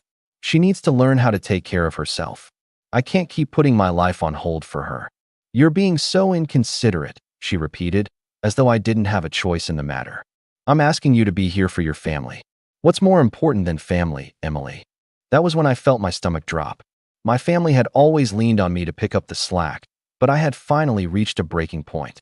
I didn't want to be the one always expected to make the sacrifices. I wanted to live my own life that I left that night, in a daze. I packed my things, made sure everything was in order, and the next morning I booked a one-way flight to New York. I wasn't even sure what I was doing exactly, but I knew I couldn't stay there anymore. I couldn't live for them any longer. I didn't tell anyone where I was going. Instead, I left a simple note on the kitchen counter. Mom, I can't do this anymore. I've spent my whole life putting everyone else's needs first, but it's time for me to live for myself. I'm leaving, and I won't be coming back. I hope you can understand. Emily, I left. I left everything behind, my family, my town, my old life, and started over. I found a small apartment in Brooklyn, and within weeks, I started settling in. New job, new city, new people. For the first time in my life, I felt like I was finally living for me. But of course, that wasn't the end. About a week after I'd left, the calls started coming. My phone wouldn't stop buzzing, and at first, I thought it was just a matter of my mom realizing how much she missed me. But no, it was worse. The first message came from my mom. Why are you doing this to us, Emily? We need you here. You can't just leave us to pick up the pieces while Emma spirals. Please come home. Then came the text from Emma. Please, Emily, I'm trying, but I don't know what to do. Mom's falling apart. Please just come back. I can't do this alone. And after that, the guilt. I thought I could shut it all out. I really did. But my mom's voice on the other end of the line made it harder to ignore. How could you be so selfish, Emily? After everything we've done for you, you just leave?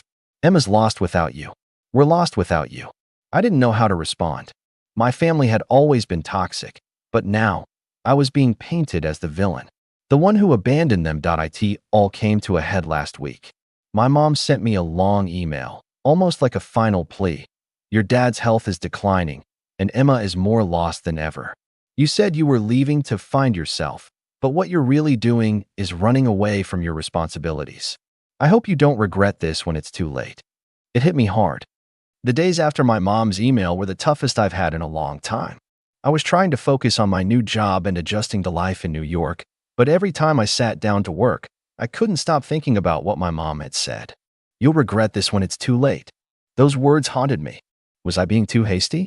Was I turning my back on my family when they needed me most? It didn't help that every time I checked my phone, there were more messages from Emma and my mom. More calls. More guilt trips. Please, Emily, don't make us choose between you and her. Emma, Mom's falling apart, and you don't even care. Mom, do you want me to tell Dad you're ignoring us too? Emma, at first, I ignored them. I thought the best thing I could do was focus on my new life and let them sort out their problems. But then I saw a picture that Emma posted on social media. It was of her and Dad sitting together on the couch, looking like they were struggling just to keep it together. Dad was smiling weakly, but I could tell it wasn't genuine. He had been battling health issues for years, and the stress of everything seemed to be wearing him down. I felt this heavy knot in my stomach. I wanted to reach out. I wanted to pick up the phone and tell Emma I was coming home to help. But then, the voice inside me, the one that had pushed me to make this huge change, reminded me of why I left in the first place. I couldn't just be the fixer anymore. I couldn't be the one always putting everyone else's needs before my own. But that didn't mean I didn't care. I cared about them. I really did. But could I live with the constant pressure of being the savior they always expected me to be? I wasn't sure. I spent a whole week in this limbo. Working, trying to stay focused, But every evening, when I finally had time to breathe, I found myself staring at my phone, debating whether or not I should respond. I didn't want to give in, but the thought of my dad's deteriorating health, of Emma being so lost, it tore me apart. Finally, I decided to call my mom. I needed to hear her voice, even if I knew it might just make things worse. I sat on my bed, took a deep breath, and dialed her number. "Mom," I said when she picked up. "I got your email. We need to talk." Her voice was shaky, almost as if she'd been crying. "Oh, thank God. Emily, we've been worried sick. I'm so glad you finally decided to listen." I didn't want to argue, not yet. I was trying to keep my emotions in check. "I haven't made any decisions yet, but I'm not just going to come running back because you say so. You have to understand that I need to live my own life. I've worked for this." "I know, Emily. I know. But this isn't about just you anymore. Your sister is falling apart. Your father doesn't have much time left. Do you really want to just walk away from us forever?" Her words cut deep. I wanted to scream at her that I was doing all this to make my life better, but I held it in. I tried to keep my voice steady, but it wavered. "I don't know if I can come back. I don't know if it's even possible to go back to what we had. What I had. I need time. I can't be everything for everyone anymore. You're all we've got left, Emily," she said, almost pleading. "I'm begging you. Come home." "I can't," I whispered, and for a moment, I wasn't sure if I even believed the words I was saying. The silence between us felt unbearable. I could tell she didn't know how to respond. She didn't want to accept that I might not come back. But the truth was, I didn't know what was next for me, or if I was ever going to return home. After a long, painful pause, she sighed. "I don't know what to say. I thought I raised you better than this." I could feel the anger in her voice. It wasn't the first time she'd said something like that, but this time, it hit harder. "I don't want to hurt you, Mom, but I can't keep sacrificing myself for you or Emma. You've always expected me to be the responsible one, the one who does everything right. But I'm not happy like this. I'm not myself anymore. I'm just asking you to help us, Emily. That's all. I am helping, by not abandoning my dreams for the sake of everyone else. I'm doing this for me. If you can't understand that, then maybe I need to figure out what kind of family I'm really dealing with." There was another long silence, and this time, it was my mom who hung up. I sat there for a long time, staring at the phone in my hand. I don't even know what I expected from that conversation. I thought maybe we could come to some sort of understanding, but instead, it felt like I just confirmed everything I'd been feeling. That no matter how much I did for them, it would never be enough. A few hours later, I got another message from Emma. "Emily, please. I don't know how to do this without you. You said you were going to be there for me. Please don't leave me. We need you." I didn't know how to respond. I just stared at the screen. Was I really leaving my sister behind? Was I being too harsh by holding my ground? But I couldn't go back to the girl who gave up everything for others. I couldn't let that happen again. I did something I thought I would never do. I didn't respond to her message. I didn't call her. Instead, I sat in my apartment, closed my eyes, and tried to block it all out for a moment. Tried to just breathe. The next few days were a blur. I threw myself into my work even more than before, trying to drown out the nagging voice in the back of my head. My phone was constantly buzzing with texts and emails, but I just couldn't bring myself to respond. I knew if I did, I'd cave. And caving meant going back to everything I was trying to escape, but it wasn't easy. Every time I saw something that reminded me of my family, an old photo, a familiar song, even a stupid meme Emma would have sent me if I had just answered, I felt this unbearable ache in my chest. Was I doing the right thing? Was I really choosing myself over my family? It was hard to ignore how manipulative they were becoming. Emma sent me another message a few days later, and this time it was less pleading and more demanding. "You're being selfish, Emily. You know that, right? You know Dad doesn't have much time left. Mom is a mess, and you're just off living your life like none of this matters." I felt a pang in my chest. I didn't want to be seen as heartless, but at the same time, I couldn't let her guilt trip me back home. I knew what I was doing was hard on them, but I couldn't let it be my problem anymore. I had spent my whole life trying to fix everything for everyone else, and it was destroying me. I didn't respond to Emma. Instead, I went out with some friends to a new bar in the city that I'd been wanting to try. For the first time in weeks, I felt like I could breathe without the weight of my family's expectations on my shoulders. My friends were supportive. They didn't know the full story, but they could tell something was off. They just told me to do what was best for me. But then, the unexpected happened. I got a call from my dad. At first, I didn't pick up. I had no idea what to expect. Would it be more guilt? More pressure to come back? Would he beg me to return, like Mom had? But after a few seconds, I picked up the phone, my heart racing. "Hey, Dad," I said, trying to keep my voice calm. "Emily," his voice was soft but tired. "I've been meaning to talk to you about everything that's going on." I took a deep breath. "I've been busy, Dad." "What's up?" There was a long pause. I could hear the sound of him coughing in the background. His health had been deteriorating for months, and I could tell it was getting worse. "I know you're upset with us. I know your mom and Emma are being difficult, but I want you to know that I don't want you to feel guilty. You've worked hard for this opportunity, and I don't want you to think you owe us anything. I just want you to be happy." His words hit me harder than I expected. I had always seen him as the one person who would never ask me for anything. He had always been the rock, the one who told me to follow my dreams and not let anyone hold me back. "I'm not upset, Dad," I said quietly. I don't know what to do anymore. I've been putting everyone else first for so long, and now I don't even know who I am. I had to leave, or I'd lose myself completely." "I get it, Emily. I really do," he said softly. "But just don't forget us. And if you ever want to come home, know that the door is always open." It was the first time I felt like I wasn't just being expected to be the responsible one. My dad had always been the kind of person who was there for me no matter what, but this was different. It felt like permission to live my life without feeling guilty. But then, the next bombshell came. I hung up the phone with my dad, trying to process everything, when my phone buzzed again. I didn't recognize the number, but I answered it anyway. "Is this Emily?" the voice on the other end asked. "Yeah. Who's this?" "This is Alicia from the law firm. I'm calling about your mother's will." My heart stopped. "I'm sorry. What?" "My mom's will." "Yes. We've been trying to get in touch with you. Your mom has requested a meeting with you regarding some of her estate. She'd like to discuss certain matters with you." I froze. My mom had been talking about her will for months, but I never thought it would be something I had to deal with. My head was spinning. What did this have to do with me? What did she want to discuss? I didn't know anything about this. "When is the meeting?" "Tomorrow afternoon at 2 p.m. Please let me know if you can attend." I could barely breathe. Was this some sort of last-ditch effort to get me to come back? Or was it something else entirely? The rest of the night, I couldn't shake the feeling that something was off. My dad's call had left me conflicted, but now this.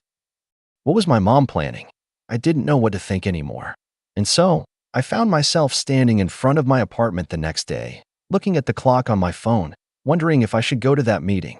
Part of me wanted to avoid it, if it was another way for her to manipulate me, but another part of me felt like I couldn't run from it. I had to know what was going on. I took a deep breath, made my decision, and got in a cab to the law office. I arrived at the law office around 1:45 p.m. My heart was thundering in my chest, and my palms were sweating. I had no idea what to expect. Maybe it was just another attempt to guilt trip me. Maybe not. Either way, I knew I had to go through with IT. I entered the glass building and approached the receptionist. She smiled politely and gestured to the elevators. "Ms. Anderson, your appointment is on the 18th floor," she said, and I nodded. Feeling an unease settling in my stomach, I rode the elevator in silence, trying to calm myself. When the doors opened, I was led down a hallway lined with crisp white doors. I barely even heard my footsteps as I approached the one marked Alicia Fields, ESQ. I knocked softly and opened the door. My mom was sitting in one of the leather chairs, looking incredibly out of place in the sterile, polished office. She wasn't crying, wasn't demanding, but there was something about her demeanor that felt cold. She looked up when I entered, and her eyes hardened when she saw me. It was like I was a stranger, not her daughter. "Emily," she said, the tone in her voice sharp and detached. "I'm glad you could make it." I didn't know what to say. The woman sitting in front of me wasn't the mother I knew. She wasn't even the woman I had left behind. There was nothing maternal about her, just a businesswoman, sitting across from me with a lawyer by her side. Alicia, the lawyer, stood up and extended her hand. "Ms. Anderson," she said, giving me a tight smile. "Please take a seat." I sat down, my heart pounding.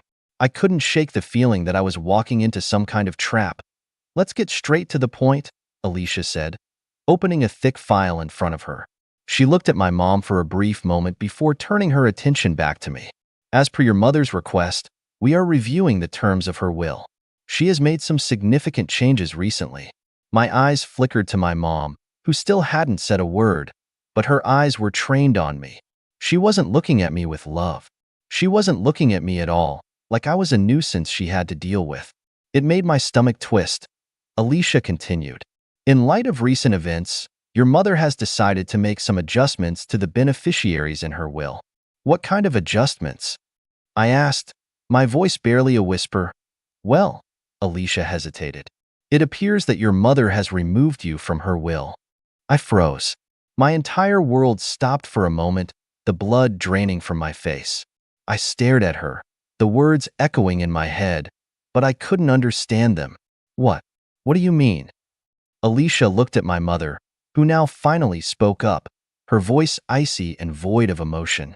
I've decided that you're no longer a beneficiary in my will, Emily. You left us when we needed you. You've chosen your dream over your family. I can't reward that kind of selfishness. The words hit me like a punch to the gut. I felt my breath catch in my chest, my vision blurring. My eyes flicked to Alicia, hoping she would say something, but she just kept her gaze fixed on the papers in front of her. I'm sorry, Emily, my mom continued, her voice distant. But you made your choice when you abandoned us. Your sister. She needs more than I can offer her now. I won't leave her with nothing. She'll be taken care of. I was shaking now, barely holding myself together. You're punishing me for wanting to live my own life? My voice cracked, but I couldn't stop. You've always told me I should follow my dreams. But when I actually do it, I'm supposed to just sacrifice everything for you. Her eyes narrowed. No, Emily. You were supposed to sacrifice everything for your family, not run away and hide behind your so-called dreams. The words stung worse than anything she had ever said to me. The weight of it all, the guilt I had carried for years, the responsibility I had taken on for everyone. Suddenly, it was gone. I realized that I had been walking on eggshells my whole life, trying to please her, trying to be the perfect daughter, trying to make everyone happy, all while losing myself. The lawyer cleared her throat, looking uncomfortable. Emily, I can't force you to accept this. But as per your mother's wishes, the new distribution will go into effect as soon as she— I get it, I interrupted. I get it. I stood up abruptly, my mind racing, my heart pounding in my ears. My mom didn't even try to stop me.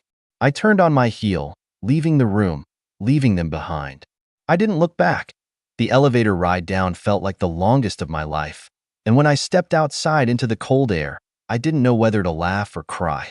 This was it. This was the final straw, and I had lost everything for them. My youth, my happiness, my life, and they had just confirmed that nothing I did would ever be enough. And that was when I made a decision. I wasn't going back. I couldn't. I had spent years trying to please them, bending over backward to fulfill their expectations, and all it had ever done was suffocate me. There was no more room for compromise, no more room for guilt. If they were willing to cut me out of their lives so easily, then I had no reason to continue fighting for their approval. I walked away from the law office and didn't look back. The weight in my chest slowly began to lift as I took each step further away from the life I had once known. The life where I had tried to be everything for everyone else.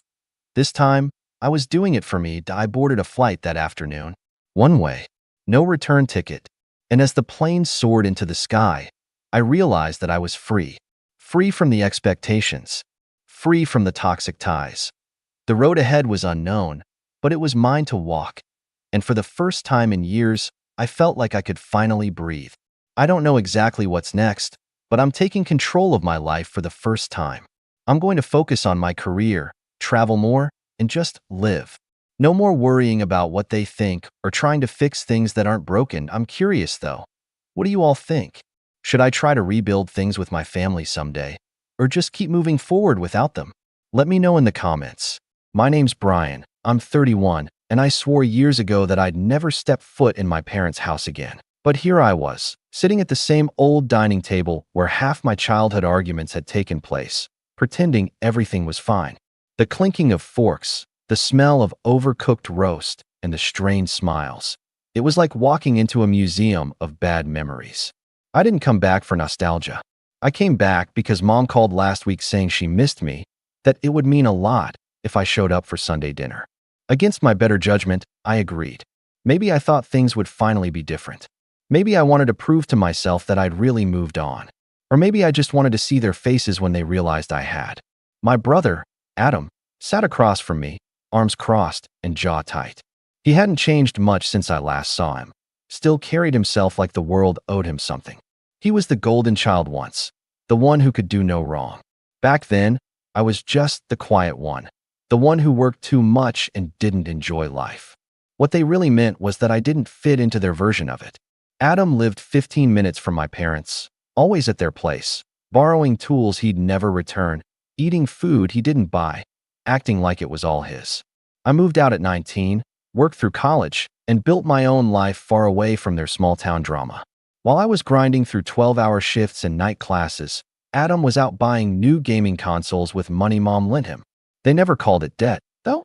They called it helping family. Dinner started out tame. Mom asked polite questions about work, her voice sweet but cautious, like she didn't want to sound impressed. Dad sat at the end of the table, eyes on his plate, as if any eye contact would drag him into an argument.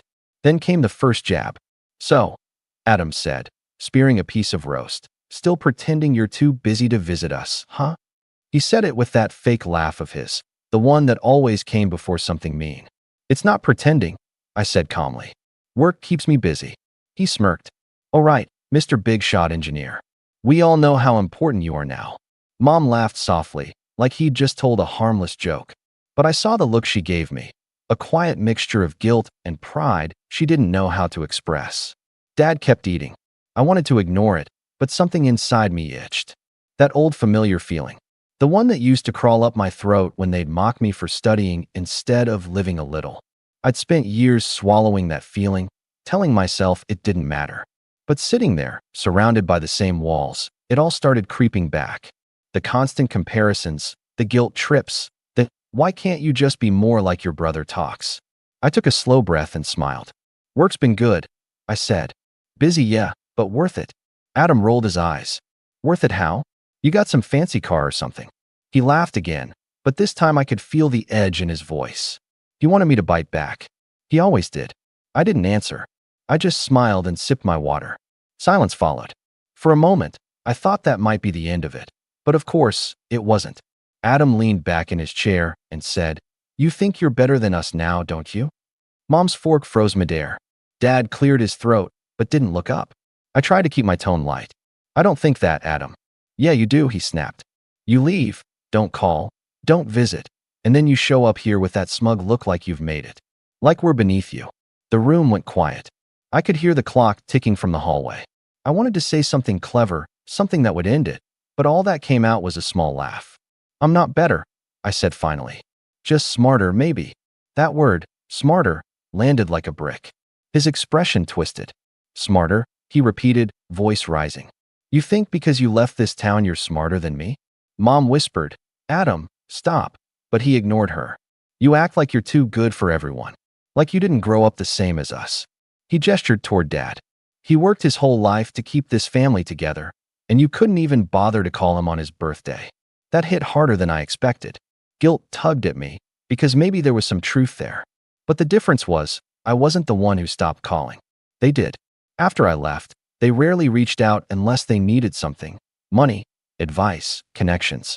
And when I didn't give it, I was this selfish one. Mom tried to change the subject, asking about work again, but the tone of the room had shifted. Adam wasn't letting go. "You know what's funny?" he said, forcing a laugh. "You ran off to the city thinking you'd make it big, but guess what? We're still here. We still have each other. You just have what? A job." I wanted to tell him about the company, about the projects, about how much I'd built from nothing. But I didn't. Not yet.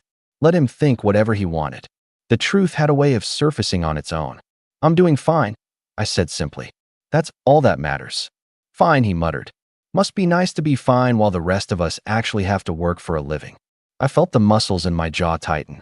There it was again, the narrative he'd always clung to. That I had it easy. That I didn't earn anything. Never mind the sleepless nights, the years of rejection, the savings drained into rent and ramen. In his mind, I was just lucky. I used to argue with him about it, back when I cared. Now I just watched him talk himself in circles, fueled by bitterness. Mom finally said, "That's enough, Adam. We're not doing this tonight." But her tone was weak, hesitant. Dad still hadn't said a word. He just looked away, same as always, pretending silence could fix things. I stood up to get some water, mostly just to breathe. The kitchen still had the same yellowed wallpaper, the same humming fridge. I stared out the window into the dark driveway, where a glint of polished metal caught my eye. The car. I hadn't told them about it. I didn't buy it to show off. I bought it because, for once, I could. For years I drove beat-up secondhand cars, saving every cent for my business. When that business finally took off, I decided to buy something that symbolized what I'd accomplished. Something that was mine. Now, it sat quietly outside, sleek and gleaming under the porch light, a silent reminder that I'd made it, even when they said I wouldn't. When I came back to the table, the conversation had shifted to bills and how expensive everything's getting. Adam was complaining about rent, about gas prices, about how real life was impossible these days. He threw me a look like he expected sympathy.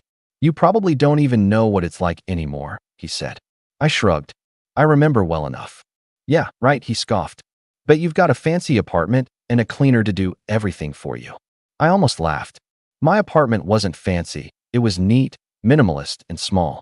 But I wasn't about to defend myself. "I manage," I said instead. Then came the moment that changed everything. I don't even remember what triggered it. Maybe the tone in his voice, or the way he looked at me like I was the villain in his story, but something inside me finally snapped. "You know what, Adam?" I said quietly. "I worked my way out of here. No one handed me anything, and I'm not going to apologize for it." His face turned red. "You think you're better than us just because you made it out?" he yelled, slamming his hand on the table. Mom flinched. Dad looked away. The sound echoed through the dining room, and for a second, nobody moved. I stared at him, my heart pounding, every memory of every insult flashing in my mind like a slideshow I couldn't turn off. I don't know why I did it, but I smiled. A small, quiet smile that said more than words could. I reached into my pocket, pulled out my keys, and twirled them once around my finger. "Better," I said softly. "No. Smarter? Maybe." His laughter came quick and sharp, until his eyes caught the logo on the keychain. The laughter stopped. His face froze, and I watched his eyes dart toward the window. The porch light hit the side of the car just right, gleaming like it was staring back at him. His smile cracked. Mom's voice came next, trembling slightly. "Wait, is that his car?" And just like that, the air in the room changed. The silence after Mom's question hung in the air like smoke after a gunshot. Adam's chair creaked as he turned his head toward the window, trying to get a better look. The chrome of the hood caught the porch light again, reflecting just enough for him to see the logo clearly. I didn't need to say anything. His face said it all. His eyes narrowed. His lips parted like he wanted to laugh again, but couldn't find the breath. He looked back at me, that old bitterness in his expression twisting into something darker. "That's yours?" he asked quietly, almost as if he needed to hear it aloud to believe it. I didn't answer right away. I just placed the keys on the table beside my plate, the soft clink echoing in the stillness. "Yeah," I said finally. "That's mine." Mom's hand went to her chest. "Brian, that car must have cost $500,000, Adam interrupted, his voice suddenly sharper. "That's what those go for. Right, Brian?" I looked at him, trying to read the tone. Anger, jealousy, disbelief. It was all tangled together. "Something like that," I said. The room went dead silent again. Mom looked between us, clearly unsure what to say. Dad's eyes flicked up for the first time all evening, but instead of pride, there was something unreadable there. Maybe confusion, maybe resentment. It wasn't the reaction I expected. You'd think after all those years of being the family disappointment, a small congratulations wouldn't be too much to hope for. But instead, Adam started laughing, a hollow, ugly laugh. "Unbelievable," he said, shaking his head. "You come here in your fancy car just to rub it in our faces." "That's not why I came," I said calmly. "Oh really?" he sneered. "Then what's the point? You could have just called." "But no. You had to show up, act all mysterious, then pull out your shiny keys like some kind of movie scene." Mom tried to intervene, her voice thin. "Adam, stop it." "No," he snapped. "I'm serious. He's been gone for what, 5 years? Barely a text, no calls, no visits, and now he shows up in a car worth more than our house. What are we supposed to think? I wanted to say I'd been working, building something from nothing. I wanted to remind him that when I left, I didn't even have enough money for a mattress. But I realized he didn't want an explanation. He wanted validation. He wanted to believe I'd gotten lucky so he wouldn't have to face the truth that I'd outgrown this place. So I didn't defend myself. Think whatever you want, I said, standing. That only made him angrier. Oh, don't do that, he barked. Don't act like you're above it. You think you can just walk out, make some money, and come back like you're some kind of hero. Adam, Mom said softly. Please, he ignored her. You left us. You didn't care what happened here. You think you're better because you escaped, but you just abandoned your family.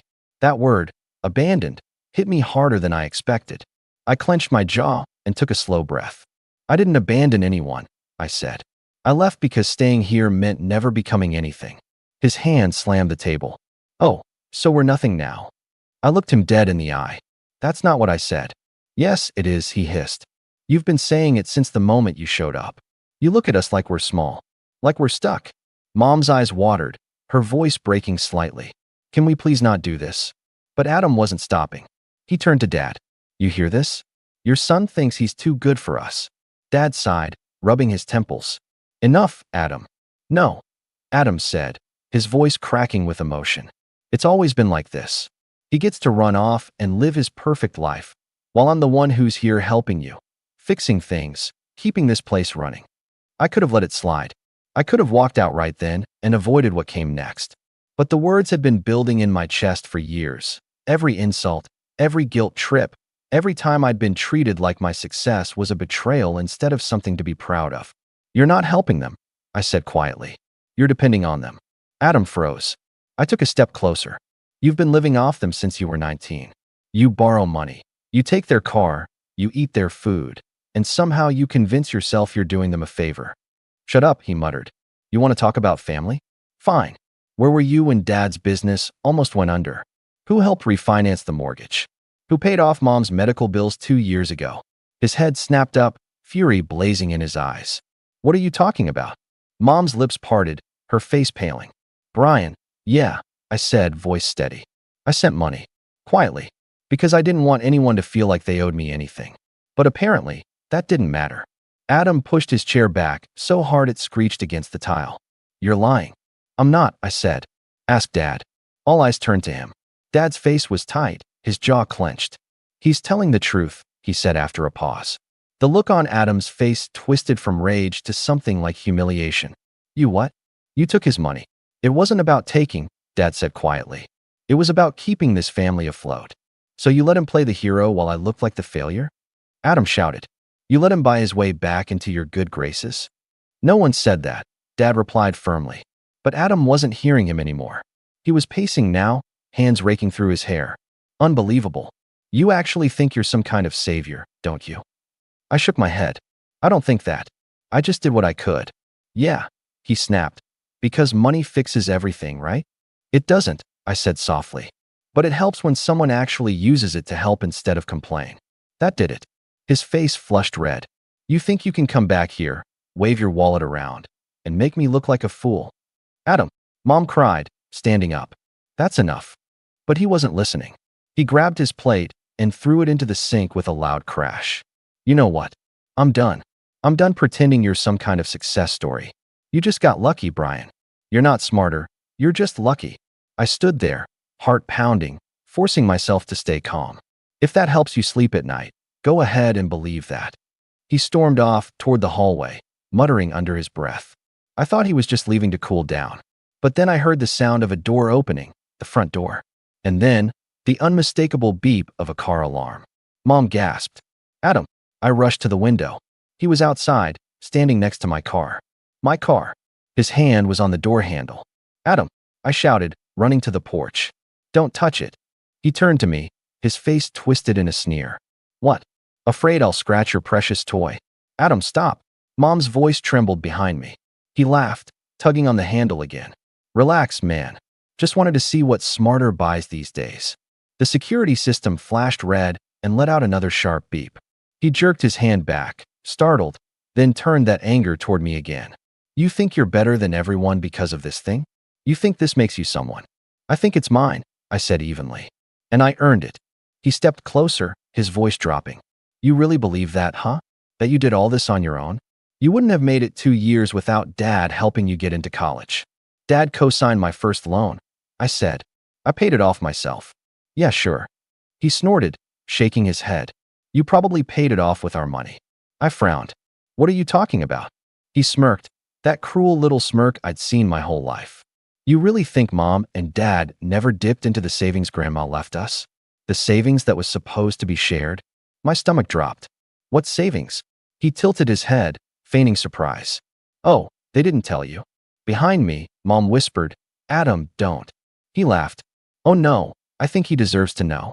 You know that account Grandma set up before she passed? The one she said was for both of us when we were older. I turned toward Mom and Dad, who suddenly wouldn't meet my eyes. You told me that account was closed, that there wasn't anything left. Adam folded his arms. Yeah, because they gave it to me. The world seemed to go quiet around me. Even the night air felt heavy. What? Mom's voice broke. You were already working then, Brian. You didn't need it. My chest tightened, that old ache I'd buried years ago coming back with a vengeance. You gave it to him? Dad tried to speak, but I held up a hand. No, I just want to hear her say it. Mom's eyes filled with tears. He needed help. He was struggling. We thought. I took a step back.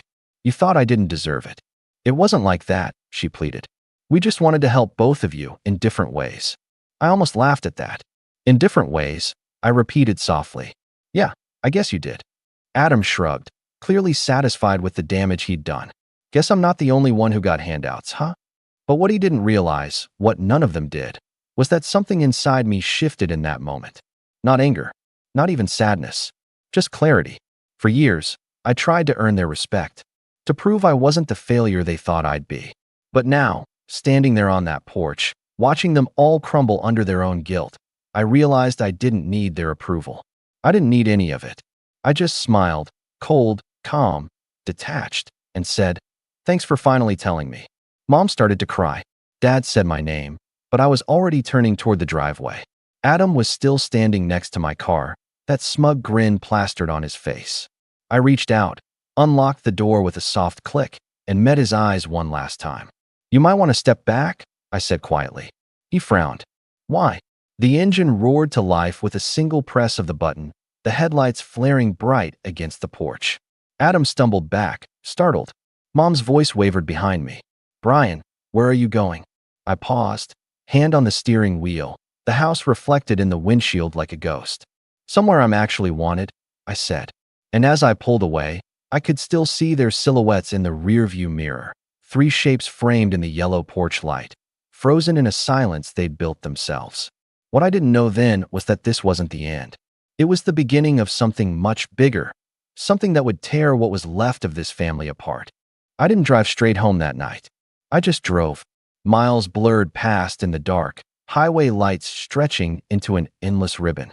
My hand stayed tight on the steering wheel, knuckles white, the reflection of my parents' house still flickering in the rearview mirror like a bad dream I couldn't shake. Every few minutes, my chest tightened again, that same mix of anger and something that felt a lot like heartbreak. It wasn't the first time they'd chosen Adam over me, but it was the first time I'd stopped pretending it didn't hurt. I ended up parking at an overlook a few hours outside of town, where the city lights shimmered faintly in the distance below. I rolled down the window, let the cold air hit my face, and sat there until sunrise.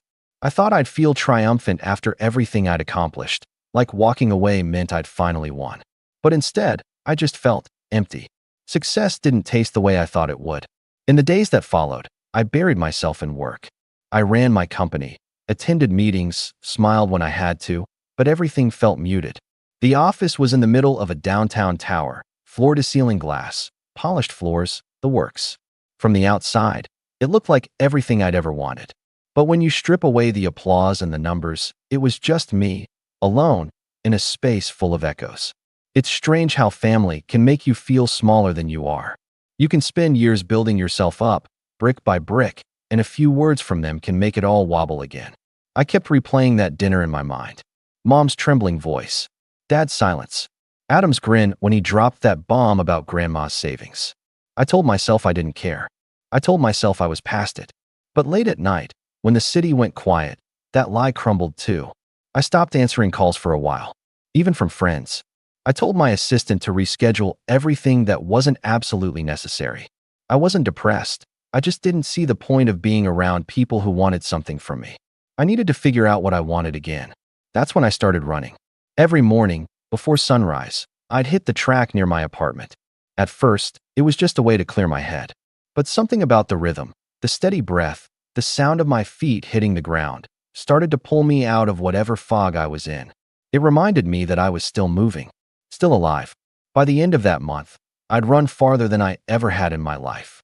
10 kilometers turned into 20. 20 turned into marathons. I wasn't chasing medals or records. I was chasing peace. Around that same time, I reconnected with an old college friend named Leah. We'd studied together years ago, but lost touch when life took us in different directions. She'd started a nonprofit helping underprivileged kids get into STEM programs. We met for coffee one afternoon, and she told me about how she was struggling to fund a new scholarship initiative. I listened quietly for most of it, until she said something that stuck with me. Kids like us don't usually get chances, she said, stirring her drink. But sometimes, all it takes is one person believing they can do more. Something about that line hit me hard. Maybe because I'd spent my whole life trying to be that one person for myself. That night, I went home and wrote her a check big enough to cover the next 2 years of her program. But this time, it wasn't about guilt or validation. It was about meaning. For the first time in months, I felt like I was doing something real. Leah called me a week later, crying. She said I'd changed everything. That conversation sparked something in me. I started showing up at her events, mentoring a few students, helping them build small engineering projects after school. Some of them reminded me of myself at their age, quiet, underestimated, hungry for something more. I didn't talk about my past or my company. I just listened. I taught. And for a while, that was enough. But peace never lasts forever, not when your past has your phone number. It started with a message from Mom, then a call, then 3 more. I ignored them at first. I didn't want to reopen that wound. But when she left a voicemail saying, "Brian, it's about Adam," something in her voice made me stop. I called back. She answered immediately, her voice shaking. "Brian? Thank God. He's in trouble." I closed my eyes, exhaling slowly. "What kind of trouble?" "Money," she said, almost whispering. "He lost his job months ago. He's behind on rent, behind on everything. And now," she hesitated, "he's saying it's our fault, that we're supposed to help him because of what happened before." I pinched the bridge of my nose. "What do you mean, before?" "The inheritance," she said. "He says we made him dependent on us, that we owe him." I laughed bitterly. "That sounds like Adam." "Please," Mom said softly. "He's your brother." "No," I said. "He's your son." There was silence on the line. Then she whispered, "I know I hurt you, Brian. But he's not okay. He's drinking, he's angry, and I'm scared for him." For a long moment, I didn't say anything. Then, against my better judgment, I asked, "Where is he now?" She gave me an address. I told myself I was just going to check on him, that I didn't know him anything. But the truth was, a small part of me still wanted closure. When I arrived, the place was worse than I expected. A small, crumbling apartment building, cigarette butts littering the porch, a broken mailbox hanging open. His car, a rusted old sedan, was parked crooked in the driveway. He opened the door after I knocked twice. His eyes were bloodshot, his hair messy, his clothes wrinkled. He looked older, tired. "Wow," he muttered. "Didn't think you'd actually show up." "I almost didn't," I said. He smirked. "Here to brag some more? Or just to make yourself feel better?" "Neither," I said quietly. "Mom's worried about you." He scoffed. "Of course she called you." Perfect Brian, swooping in to save the day. "Adam, I'm not here to fight." "Then why are you here?" I hesitated. "Because you're still my brother." He laughed dryly, walking back inside. "Yeah, well, that didn't stop you from walking out last time." I followed him in. The apartment smelled like beer and dust. Pizza boxes stacked on the counter. A half-empty bottle sat next to the sink. "You need help," I said. "I need money," he snapped. "And before you say no, don't forget you owe me." "I don't owe you anything." He stepped closer, eyes wild. "Oh, but you do. You owe me for leaving. For making me the bad guy. For taking everything. Respect, success, Mom and Dad's attention, and turning me into the failure." I didn't flinch. "You did that to yourself." He froze for a second, then shoved past me, pacing like a trapped animal. You don't get it. You always had everything come easy, easy. I interrupted, my voice sharper now. You think it was easy working 3 jobs while you borrowed from mom every other week? You think it was easy watching them praise you for wasting your life because at least you stayed close to home? No, Adam. I earned what I have. He grabbed the bottle and took another drink. Yeah, well, good for you. Must be nice. I sighed, rubbing my temples. Look, if you're serious about changing things, I can help. Not with money, but with work. I can get you into one of my company's training programs. It's tough, but it's real. He looked at me for a long time, then laughed. Oh, so I can be your charity case? No thanks. It's not charity, I said firmly. It's a chance. But he just shook his head. You don't get it, do you? You want everyone to be like you. To grind, to suffer, to earn everything. But not everyone wants your kind of life. Then stop blaming me for it. He didn't answer. He just turned away, staring out the window. For the first time that night, I saw something flicker in his eyes, something that looked a lot like regret. I left without another word. That night, I couldn't sleep. I kept thinking about how easily things could have been different.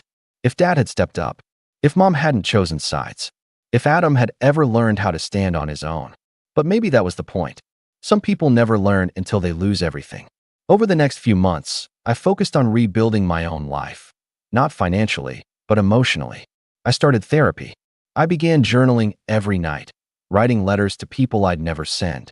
I reached out to Leah more often, and soon, those late-night project talks turned into dinners, and dinners turned into something quieter, warmer. She was the first person who didn't see me as the successful one. She saw me as a person who'd been carrying a lifetime of guilt and expectation on his back. And for the first time, I let someone actually see that part of me. By the end of that year, we'd launched a new initiative together, a mentorship network that connected professionals to struggling students in small towns. We called it The Bridge. It was my way of closing the gap I'd spent my whole life trying to cross. The program took off faster than either of us expected. Press features, interviews, partnerships, it all came rushing in. But this time, I didn't measure success in dollars or headlines. I measured it in moments, like when one of our first students got accepted into college and sent a handwritten letter saying, "You made me believe I could do more." That letter sat framed on my desk, right next to a photo of my old house, the last one I ever took before leaving that night. I thought I'd finally found peace. But peace doesn't mean closure. Because a few months later, I got a call from my father. His voice was quiet, hesitant, the way it always got when something was wrong. "Brian," he said slowly, "there's something you should know about Adam." And just like that, the world I'd rebuilt began to tremble again. Dad's voice on the phone that night didn't sound like the man I'd grown up with. It was quieter, older somehow, laced with a kind of exhaustion I hadn't heard before. I remember pacing by the window, city lights spilling through the glass as I tried to steady my breathing. "What happened?" I asked. There was a long pause before he said, "It's Adam. He's in over his head." I pressed my fingers against my temple. "Define in over his head, Dad." He sighed. "He borrowed money. A lot of it. From people he shouldn't have." "People he shouldn't have?" I repeated slowly. "You mean loan sharks?" Dad didn't answer, but the silence said enough. "He came to us," he continued after a while, "said he needed help to pay them back before they came after him. Your mother's been panicking. She wants to take out another mortgage on the house." I felt my stomach twist. "You can't be serious." "He's our son," Dad said, his tone cracking between guilt and desperation. "We can't just let—" "You can," I cut in. "You can let him face the consequences for once in his life." The line went quiet again, the kind of silence that made me realize how much distance had grown between us. Not just miles, but years of choices and favoritism that no one wanted to acknowledge. Then Dad said something that made me stop pacing. "He mentioned you." "Of course he did," I muttered. "Let me guess, he thinks I'll bail him out again." "He said you owed him," Dad said softly. "That after everything, you should help fix what you broke." I laughed, bitter and sharp. "What I broke? He's the one who—" I stopped myself. "You know what? Never mind. Tell Mom not to touch that mortgage. I'll handle it." Dad hesitated. "You'll help him?" "No," I said, staring out at the skyline. "I'll handle it." When I hung up, I stood there for a long time, watching headlights blur across the highway below. Something cold settled inside me. Not anger this time, but focus. That call was the push I didn't realize I'd been waiting for. For years, I tried to rise above what they did to me, to forgive, to move on. But now, seeing how far their blind loyalty had dragged them down, I knew it was time to stop being the quiet son. It was time to teach them what real consequences looked like. The first step was information. I still had contacts from my early engineering contracts, people who knew how to dig quietly. One of them, Mark, owed me a favor from back when I'd helped him save his company from a messy lawsuit. I called him the next morning. "Brian," he said cheerfully, "been a while.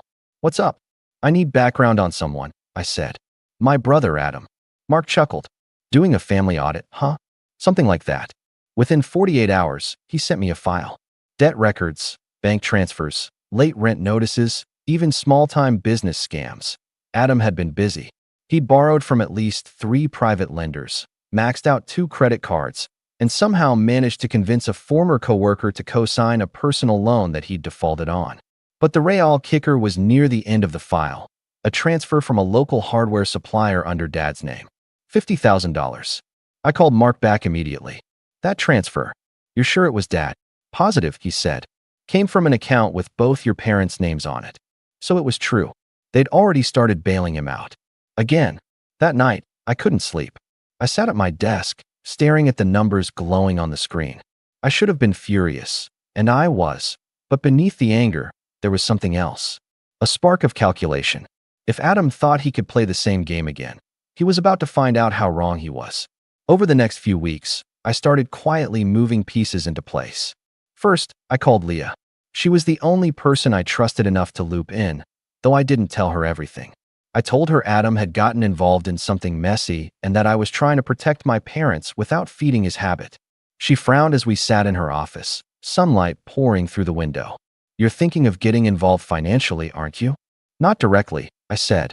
"I just need to make sure he doesn't drag them down with him." She studied me carefully. "You've got that look again. The one you had before you started the bridge."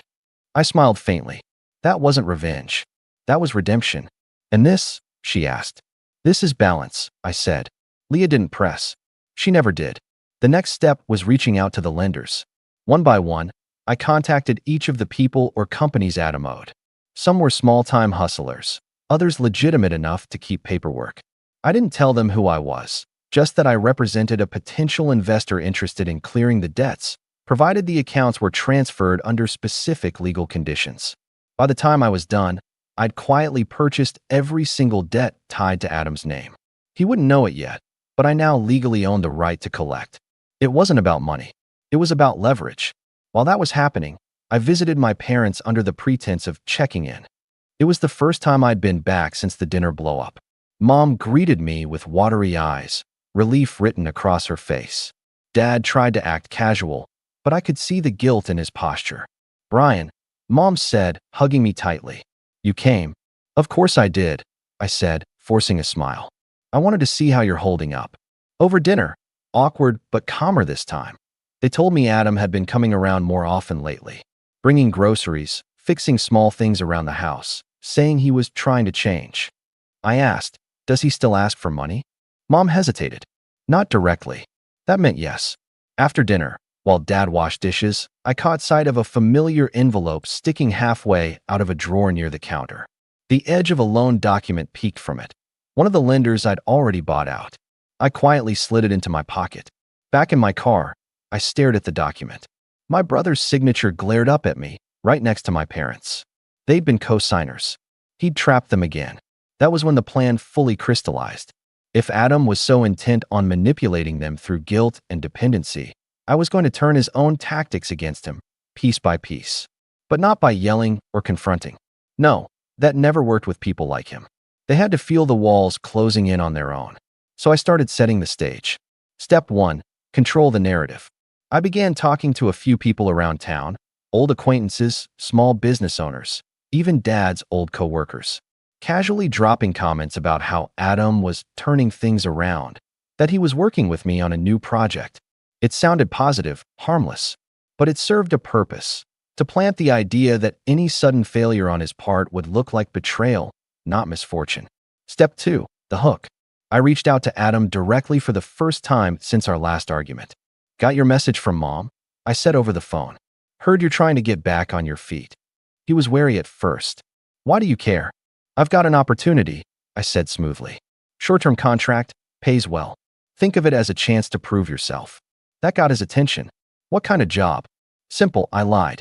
Helping me manage some local property accounts. You'll need to meet with a few contacts, sign off some paperwork. I'll handle the details. He hesitated. And you're just offering this out of nowhere. Call it a peace offering, I said. When he finally agreed, I smiled to myself. Because those contacts were the very lenders he'd once borrowed from, the same ones I now owned. I didn't want to destroy him, not yet. I wanted him to walk into the web willingly. Over the next few weeks, I watched him from a distance. He showed up to meetings on time, dressed decently, trying hard to act professional. For once, he was playing the role of the responsible man he always claimed he could be. But Adam was Adam. The moment small money started moving through his hands, temptation followed. I saw the withdrawals, the unexplained expenses. I let it go for now, because every move he made was being documented. Every misstep, every transfer. And when the time came, those records would tell a story. Not just of his lies, but of how far my parents' blind loyalty had gone. The setup was nearly complete, but I wasn't ready to strike yet. I wanted to wait until the perfect moment, when Adam believed he'd finally earned my trust, when Mom and Dad started believing he'd changed. That was when the truth would hit hardest. One quiet Sunday morning, as I reviewed the final contract drafts, Leah looked at me across the table. You sure about this? She asked softly. I nodded. For years, they made me the villain for leaving. Maybe it's time they see what staying behind really costs. She studied me for a long moment, then said, just promise me one thing. What's that? Don't lose the part of you that wanted peace. I smiled faintly. Peace is exactly what I'm after. But deep down, even I wasn't sure anymore.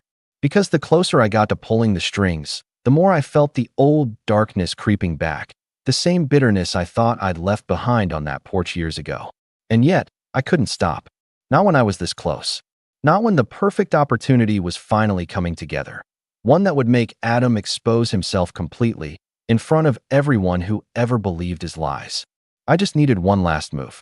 And when it came, no one, not Adam, not Mom, not even Dad, would see it coming. The morning everything came together was quiet, eerily so. The kind of calm that comes before a storm you know you've created. I woke up early, brewed my coffee, and sat by the window of my apartment overlooking the city. I wasn't nervous. I wasn't even angry anymore. I was focused. Every piece had been placed exactly where it needed to be. All that was left now was to watch it fall. By that point, Adam thought we were partners. He'd spent weeks doing exactly what I wanted, managing paperwork, handling transactions, signing forms he barely read. Every time we met, he'd grin and say things like, see, I told you I could do business too. I'd just smile and nod, hiding the fact that every document he signed tied his name deeper into his own financial web. Mom was over the moon. You boys working together again. It's like the old days, she'd said over the phone. I'm so proud of you both. I let her believe that. She needed to. Dad was harder to read. He'd grown quiet lately, distant. Sometimes I wondered if he knew, if he sensed what was coming and just didn't have the strength to stop it. The final step came together at a community event downtown, the Bridge's annual fundraiser gala. It was Leah's idea to host it in the new Civic Hall, with local press covering the evening. Every major donor and sponsor was there, along with city officials, reporters, and a few familiar faces from back home, including my parents. Adam was there too. He arrived late, wearing a borrowed suit, trying to look like he belonged. He'd been bragging to everyone for weeks that he was helping me expand operations and that he'd turned things around. People believed him. For the first time in his life, he was basking in the kind of admiration he'd always envied me for. I let him. He had no idea that by the end of the night, every lie would unravel in front of the same people he was trying to impress. As the evening began, I took the stage for my opening speech. Cameras flashed. The room fell quiet. I could see my parents in the front row, Mom smiling proudly, Dad sitting rigidly beside her. Adam leaned against a pillar near the back, drink in hand, giving me a smug thumbs up like he was part of the show. Good evening, everyone, I began. When I started the bridge, it wasn't about success. It was about redemption, about closing the gaps that divide people, families, and opportunities. I paused, letting the words sink in. Then, slowly, I shifted gears. But sometimes, those gaps aren't just social or financial. Sometimes they're personal. Sometimes they're built inside the very families that are supposed to lift us up. The room went still. I could feel eyes turning toward my parents, then back to me. I've spent my life watching what happens when love turns into dependency. I continued. When help becomes control. When one person's mistakes become everyone else's burden. I looked straight at Adam. His smile faltered. And I learned something important. That accountability isn't cruelty. It's compassion with boundaries. Behind me, the screen lit up with the first slide of the presentation, our foundation's achievements. But as I clicked through, the images shifted. The audience expected to see photos of students and workshops. Instead, they saw numbers, transaction logs, transfer records, bank statements. At first, people thought it was part of a metaphorical demonstration, until Adam's name appeared on the screen. His signature, his debts, his false loan statements, his forged authorization forms. Gasps rippled through the room. Adam's glass slipped from his hand, shattering on the floor. "What is this?" he shouted, his voice echoing through the hall. I stayed calm. "That," I said evenly, "is the record of every debt you transferred under our family's name. Every time you forged mom or dad's signature. Every cent you laundered through accounts I gave you access to." He stormed forward, his face pale and furious. "You set me up." "No," I said quietly. "You set yourself up. I just stopped protecting you from the truth." He looked around, desperate now, as murmurs spread through the crowd. "He's lying. He's trying to make me look bad." I pressed a button on the remote, and a short video clip played. Security footage of him meeting one of the lenders, laughing, shaking hands, slipping an envelope across the table. Then another, him transferring money to his personal account instead of paying off the debts he was supposed to manage. The silence in that room was deafening. Mom stood up, trembling. "Brian, please stop this." "I can't," I said softly. "Because this isn't just about him anymore." The final slide appeared. It showed the deed to their house, the one Adam had used as collateral for one of his loans, the one they hadn't even known was under lien until a week ago. "I bought every one of your debts, Adam," I said. "Every single one. The lenders don't own them anymore, I do." He froze. "You what?" "So here's how this works," I continued, keeping my tone calm, almost conversational. "You have 30 days to pay it back, or I take possession of everything tied to your name. The car, the accounts, even your share of mom and dad's house." "You wouldn't," he started, voice cracking. "I already have," I said quietly. The color drained from his face. He looked toward our parents, but they couldn't meet his eyes. Mom was crying, whispering something I couldn't hear. Dad's hand was on her shoulder, but he looked hollow, defeated. Adam turned back to me, anger rising again. "You think this makes you better? You think ruining your own brother makes you right?" I took a breath, steady and sure. "No, it makes me free." Security approached as Adam started shouting again, but I held up a hand. "Let him stay. Let him see it through." I turned back to the audience. This foundation was built on the idea that anyone can rebuild themselves. That even after mistakes, there's a path back. But that path starts with accountability, and it's never too late to learn it. The applause that followed wasn't loud. It was hesitant at first, then growing, steady. But I barely heard it. I was watching my family, what was left of it. After the event, I found Mom sitting alone outside the hall. The night air was cold, and she was holding her shawl tightly around her shoulders. "I never wanted this," she said quietly. "I just wanted both of my boys to be okay." I sat beside her. "You did what you thought was right. But sometimes protecting someone means letting them fall." She nodded slowly, tears glistening in her eyes. "He'll never forgive you." I looked out at the dark street ahead. He doesn't have to. A week later, the fallout began. Adam tried everything: calls, texts, threats. When those didn't work, he showed up at my office, shouting at the receptionist until security escorted him out. He begged our parents to intervene, but they couldn't. Their signatures on the old documents made them partial guarantors. The only reason they didn't lose their home was because I quietly restructured the debt behind the scenes, moving their liability to a trust under my name. Adam never knew. He thought I'd left them out to dry.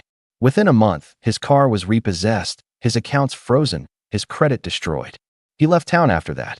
Some said he went to live with a friend out west, others that he started over under a different name. I didn't look into it. Mom called less often after that. Not out of anger, but because she didn't know what to say. Dad and I talked a few times, short, cautious calls. One evening, he said, "You did what I never could." "I didn't want to," I said. "I know," he replied. "That's why it worked." Years passed. The bridge grew, spreading to other cities. Leah and I eventually got married, and together, we kept the program focused on what mattered most, giving people a way to build without tearing anyone down. Sometimes, when reporters asked about my motivation, I'd smile and say, "Experience." They always laughed, thinking it was a joke. It wasn't, because the truth was, revenge hadn't given me joy. It hadn't fixed the past. It just leveled the field. The last time I saw my parents was at a holiday dinner 2 years later. They looked older, smaller somehow, but calmer. Mom hugged me tighter than she ever had before. She didn't say sorry. She didn't have to. When I left that night, I passed the old neighborhood, the same one I'd fled years ago. The porch light of our old house still flickered weakly in the dark. For a moment, I almost stopped the car. Almost. But then I remembered that the boy who grew up in that house had already said his goodbyes.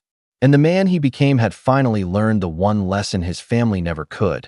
Sometimes, the only way to fix what's broken is to stop pretending it can be saved. My name's Adam. I'm 34, and I've always been the quiet one in the family. Not because I didn't have anything to say, but because I learned early on that in my family, silence kept the peace. My wife, Claire, used to say I was like a dam holding back a flood. I'd just smile and tell her she was the best thing that ever happened to me. She still is. Claire and I have been married for 7 years now, and we've been trying for a child for nearly 5 of them. Countless doctor visits, endless tests, moments of hope crushed by late-night tears and quiet, maybe next time. She's stronger than anyone I've ever met. But no matter how strong she is, some words still hit too deep. Now, let me give you some context. I come from one of those families that pretends to be close-knit, but in reality, it's more like a web of quiet rivalries, half-baked loyalty, and years of unresolved tension. Christmases have always been a performance, everyone pretending we're this happy, wholesome family when really, everyone's keeping score. My sister Rachel, the eldest at 38, has always been the golden child.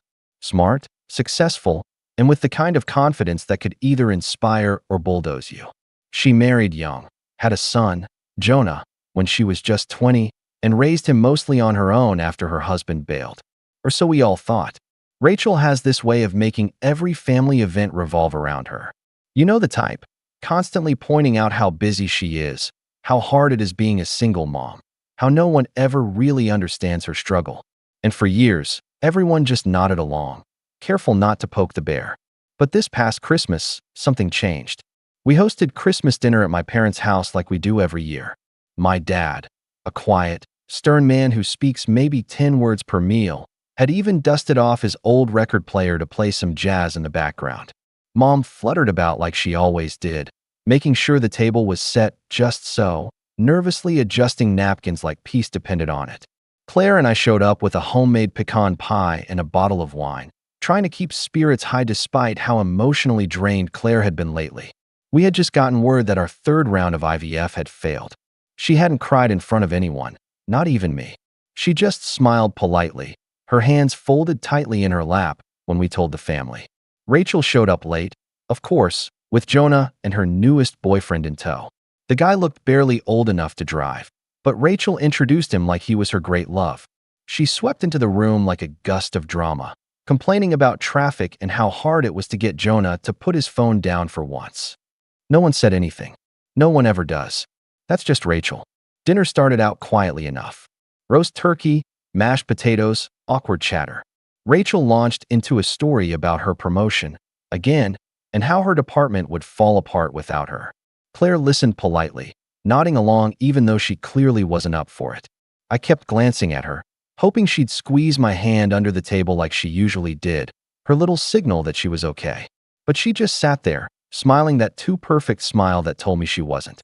Then, in the middle of passing the gravy, Rachel looked directly at us and said, "You know, it's funny, you two talk about starting a family like it's some big journey. But you wouldn't really understand what it means. Not until you've had to actually raise a child. Not until you've stayed up all night with a sick kid or scraped together lunch money." The room went quiet. Not silent. Not yet. but that uncomfortable sort of hush where even the forks hitting plates seemed too loud. Claire's hand froze mid-reach for the cranberry sauce. I stared at Rachel, trying to process if I'd heard her right. She kept eating like she hadn't just dropped a grenade in the middle of dinner. Claire blinked, looked down, then back up with a tight smile. "I guess we'll just have to keep trying," she said, her voice light but shaking. "We're still hopeful." Rachel snorted, actually snorted, and said, "Hope's great and all, but some things just aren't meant to be. Maybe it's the universe telling you something." That's when I felt the blood rush to my ears. My chair creaked as I sat back, biting down hard on the inside of my cheek. No one said anything. Not Mom. Not Jonah. Not even Rachel's flavor-of-the-month boyfriend, who just looked like he wanted to disappear into his glass of wine. Then Rachel leaned in a little and added, "I mean, maybe you two should just get a dog or something. Not everyone's cut out for real family." That's when I saw Claire's face fall, just for a second, just enough for me to see her heartbreak flash through. I opened my mouth, ready to say something, anything, but before I could, a loud clang broke the silence. My father, the quietest man in any room, had slammed his fork down hard enough to make Jonah flinch. He stood up slowly, pushing his chair back, and looked Rachel dead in the eyes. "Then why don't you tell them who really raised your son?" The room froze. Rachel's face drained of color. Claire turned to look at me, wide-eyed. Mom opened her mouth like she was about to stop him, but didn't say a word. Rachel didn't speak. Not a sound. Just sat there, eyes darting between Dad and Jonah, who looked confused and suddenly very alert. And that's where everything began to unravel.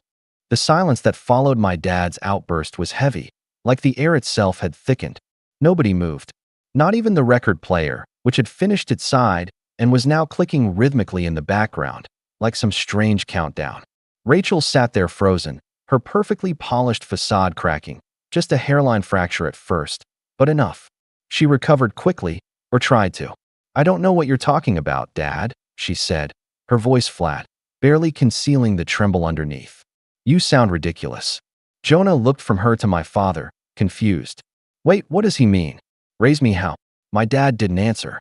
He just shook his head, muttered something under his breath, and walked into the kitchen, leaving the rest of us sitting in that mess of confusion and tension.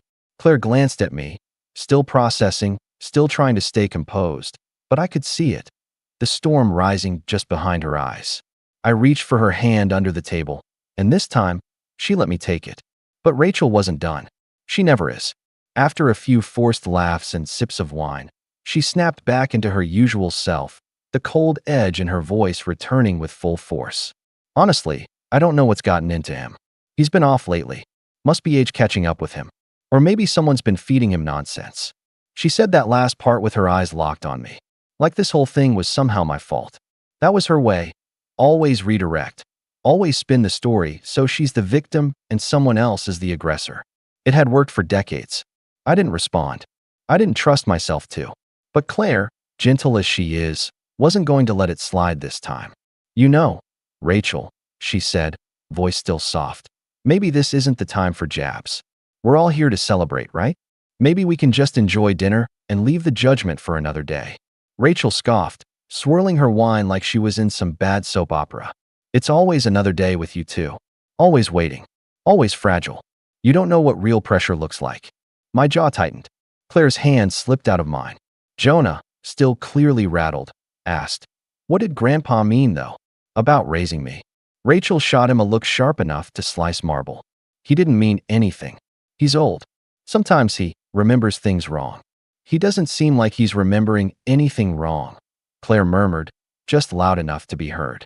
She didn't even look at Rachel, just stared down at her napkin, folding it slowly, as if that would keep her grounded. I knew she was holding back. Claire had always been patient, but being talked down to, especially after everything we'd been through with the IVF, she was cracking, too. It would have been one thing if that was the end of it, but Rachel wasn't satisfied with humiliating us once. No.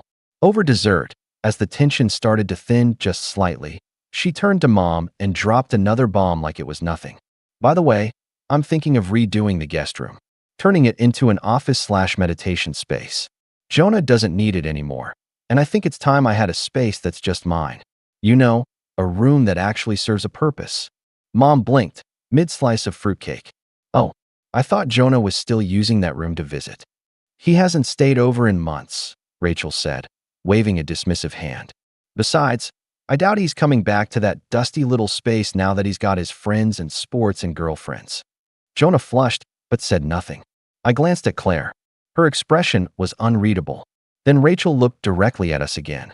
But hey, if you two are really set on the whole parenting thing, maybe I'll let you borrow the crib and the changing table from the attic. Might as well put them to good use. Claire stood up. Quietly, slowly, deliberately. She excused herself and walked toward the bathroom. But I knew better. She didn't need to go to the bathroom. She needed to breathe. I waited 5 seconds, then followed her out of the dining room and down the hall. I found her standing by the back door, not crying, just silent. Her hand on her chest, eyes locked on nothing. I can't do this again, she whispered when I approached. You won't have to, I said. And I meant it. Back in the dining room, Rachel was laughing with her boyfriend, as if nothing had happened. Like she hadn't just gutted the woman I love with a backhanded offer of charity. My mother pretended not to notice, cutting small pieces of dessert and offering them to everyone like sugar could fix it. Jonah looked uncomfortable, but said nothing. He was used to this dynamic. We all were.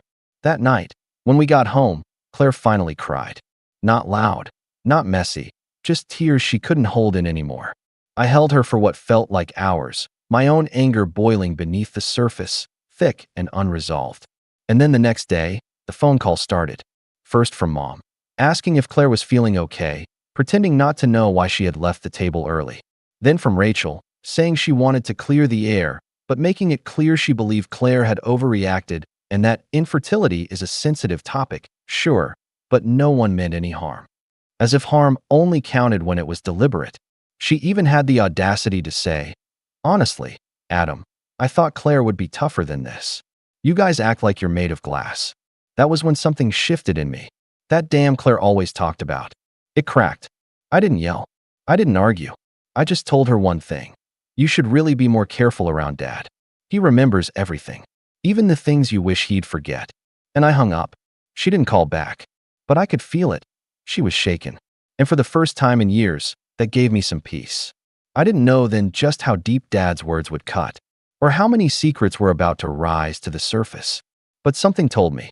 Rachel's perfect little world was about to split wide open. The strange thing about betrayal is that it doesn't always come with flashing lights and alarms. Sometimes it slips in like a draft through a cracked window, quiet, subtle, barely noticeable until everything is freezing. That was how the next few weeks felt. The fallout from Christmas left our family on edge, but no one addressed it directly. Claire and I withdrew. We declined invitations, skipped family group chats, didn't respond to Mom's half-hearted attempts at smoothing things over. We needed space. But silence, in our family, is never just silence. It's an invitation for someone to fill the void with their own version of events. And Rachel wasted no time doing just that. It started with the whispers. Claire's cousin texted her out of the blue one evening, asking if we were okay, that Rachel had mentioned we were going through a rough patch.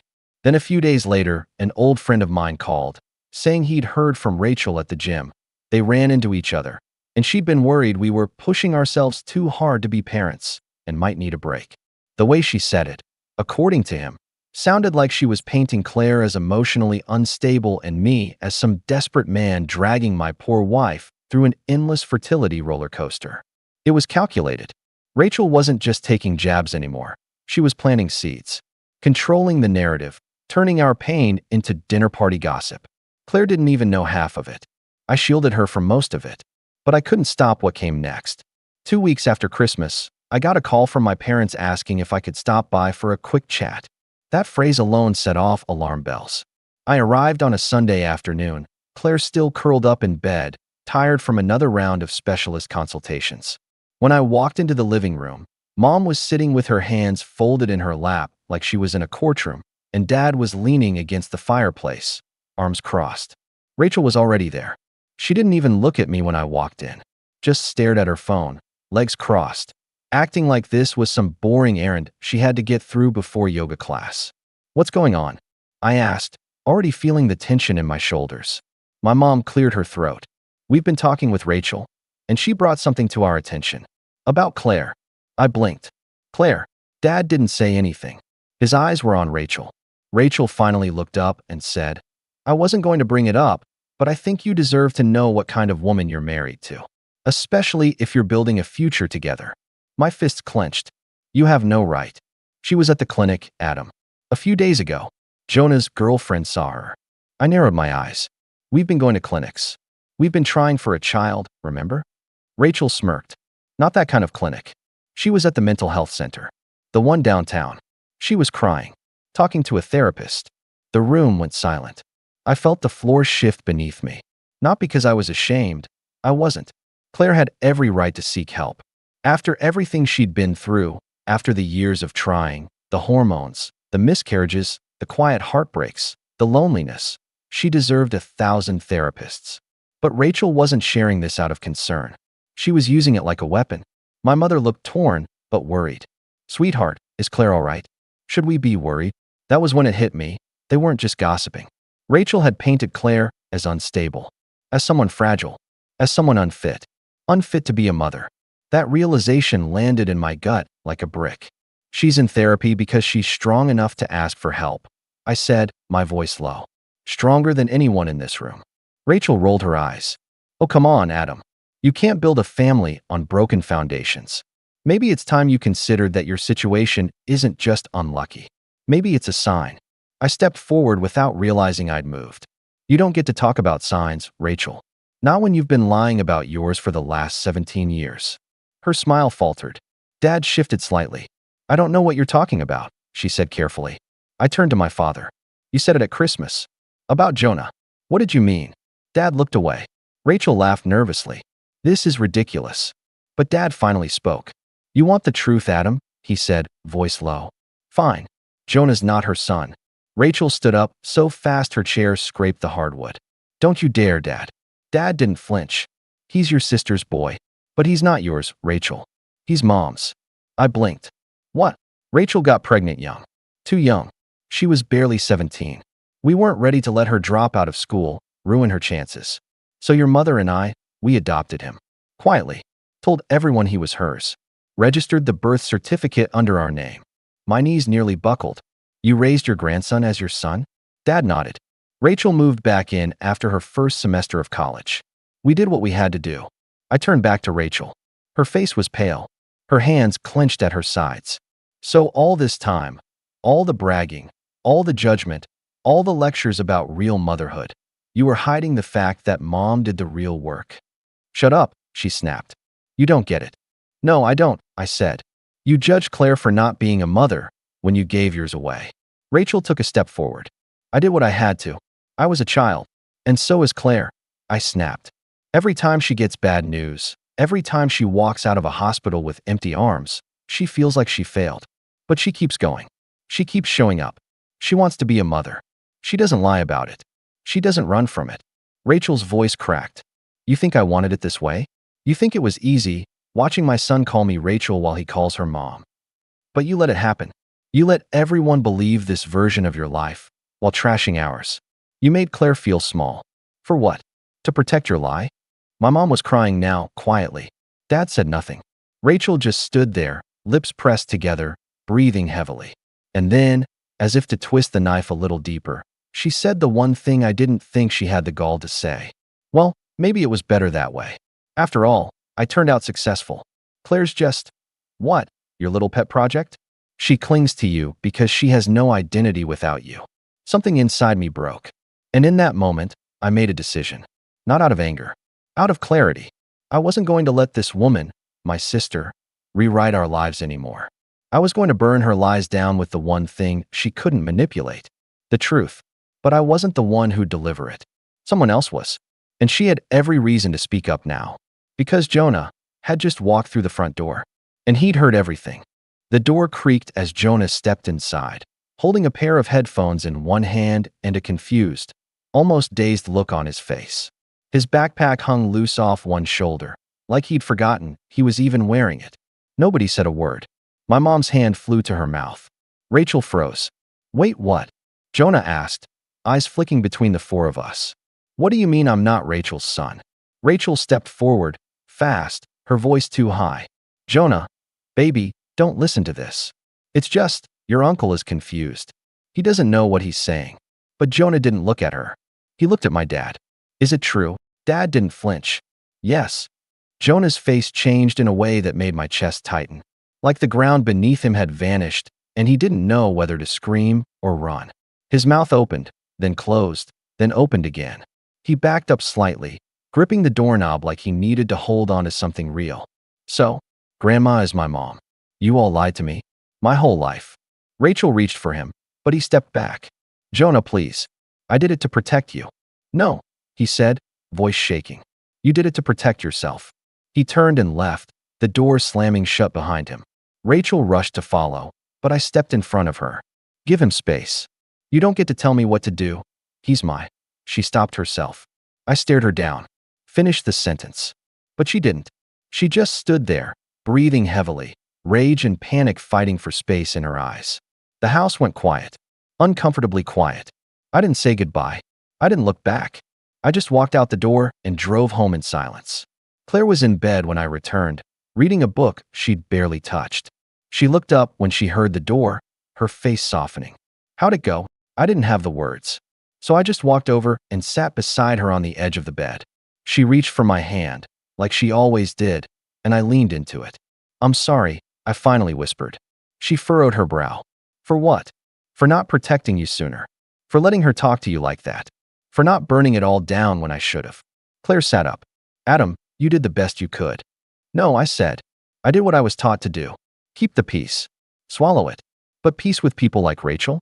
It's just surrender with a prettier name. Claire watched me quietly. Did something happen? I told her everything. About the betrayal, the lie about Jonah, what Rachel had done behind our backs, how she weaponized Claire's therapy, tried to make her look unfit. I spared no detail. For once, I didn't protect anyone's feelings. She didn't cry. She didn't flinch. She just listened, her face unreadable until I finished. Then she said, so what do we do now? And that was the question, wasn't it? For the first time in years, I didn't feel like trying to fix it. I didn't want to attend another family dinner, or smooth over another lie, or pretend Rachel was anything but a walking wound we kept dressing up as a sister. I stared at Claire and said, we walk away. She tilted her head. For good. I nodded. Let them sit with what they built. Let them realize what they lost. That was the start of it. Quiet. Clean. No fireworks. We stopped responding to group texts. We ignored Rachel's calls. My parents sent a long, guilt-soaked email asking us to come to the table, talk things out as a family. But we said nothing. Days turned into a week. Then 2. I started waking up earlier. Working out again. Cooking more. I'd hold Claire longer before we fell asleep. Sometimes she'd wake up in the middle of the night and reach for me just to check I was still there. I always was. But something inside me had changed. I started gathering things. Not revenge, exactly, not in the traditional sense. I wasn't plotting ways to humiliate Rachel or expose her to strangers. I wasn't angry anymore. No, I was focused. Because while Rachel played her games in the open, I started looking into the things she wanted to keep buried.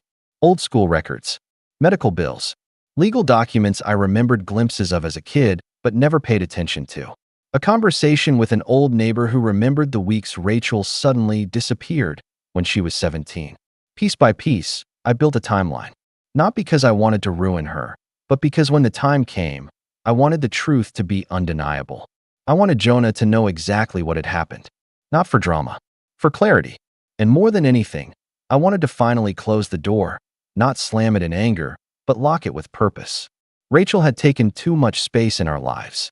She had judged Claire's quiet pain with loud cruelty. She had used motherhood as a crown while hiding the very truth of how she got there. And worst of all, she had tried to poison the people I loved with whispers and lies. But now it was my turn to tell the story. Not for her, for Jonah. And I knew exactly when I'd do it. Because his birthday was coming up. And this year, he wanted answers. Jonah didn't come home for a few days after that Sunday explosion. Not to Rachel's. Not to my parents. He turned 18 just a few weeks later. But in those in-between days, he stayed with a friend's family and didn't answer anyone's calls, except mine. He texted me 2 days after he overheard everything. Can we talk? Just us. We met at a coffee shop downtown. Claire didn't come. I think she understood Jonah needed a space that didn't feel clouded with Rachel's judgment or his grandmother's silence. He showed up wearing a hoodie and ball cap, trying not to be noticed, and slid into the booth across from me with a quiet, "Hey, hey," I said back, trying to keep my voice calm. I didn't ask how he was. I knew how he was, and I respected him enough not to make him explain it. For the first 5 minutes, he didn't touch his drink. He just stared out the window. Then he finally asked, "Why didn't anyone tell me?" There wasn't a perfect answer. I told him the truth, or at least what I had pieced together over time. That my parents had made a decision, long ago, to protect Rachel's future. That Rachel had gone along with it. That I hadn't even known the full story myself until that night. He listened, arms crossed tightly across his chest, his jaw clenching every few seconds. He looked like Rachel when he was angry. That same look of calculation, but his anger was quieter, more purposeful, different. Then, out of nowhere, he said, "She told me you guys were broken. You and Claire. That you couldn't handle real life." My mouth went dry. Jonah blinked a few times. "She said you were obsessed with being a parent, but that it would break you. That you'd never make it through the hard parts." She said Claire was already halfway to a breakdown. I stared at him. He met my eyes. "I didn't believe her," he added, voice softer now. "I just didn't know what to believe anymore." That's when I handed him the folder. It wasn't dramatic. No secret dossier or blackmail files. Just the truth, organized and neat. The legal papers showing his original birth certificate and the corrected one. The hospital record I had quietly requested under the Freedom of Information law, listing Rachel as the biological mother. The school letter my parents wrote excusing her absence when she'd quietly been sent to a private maternity center.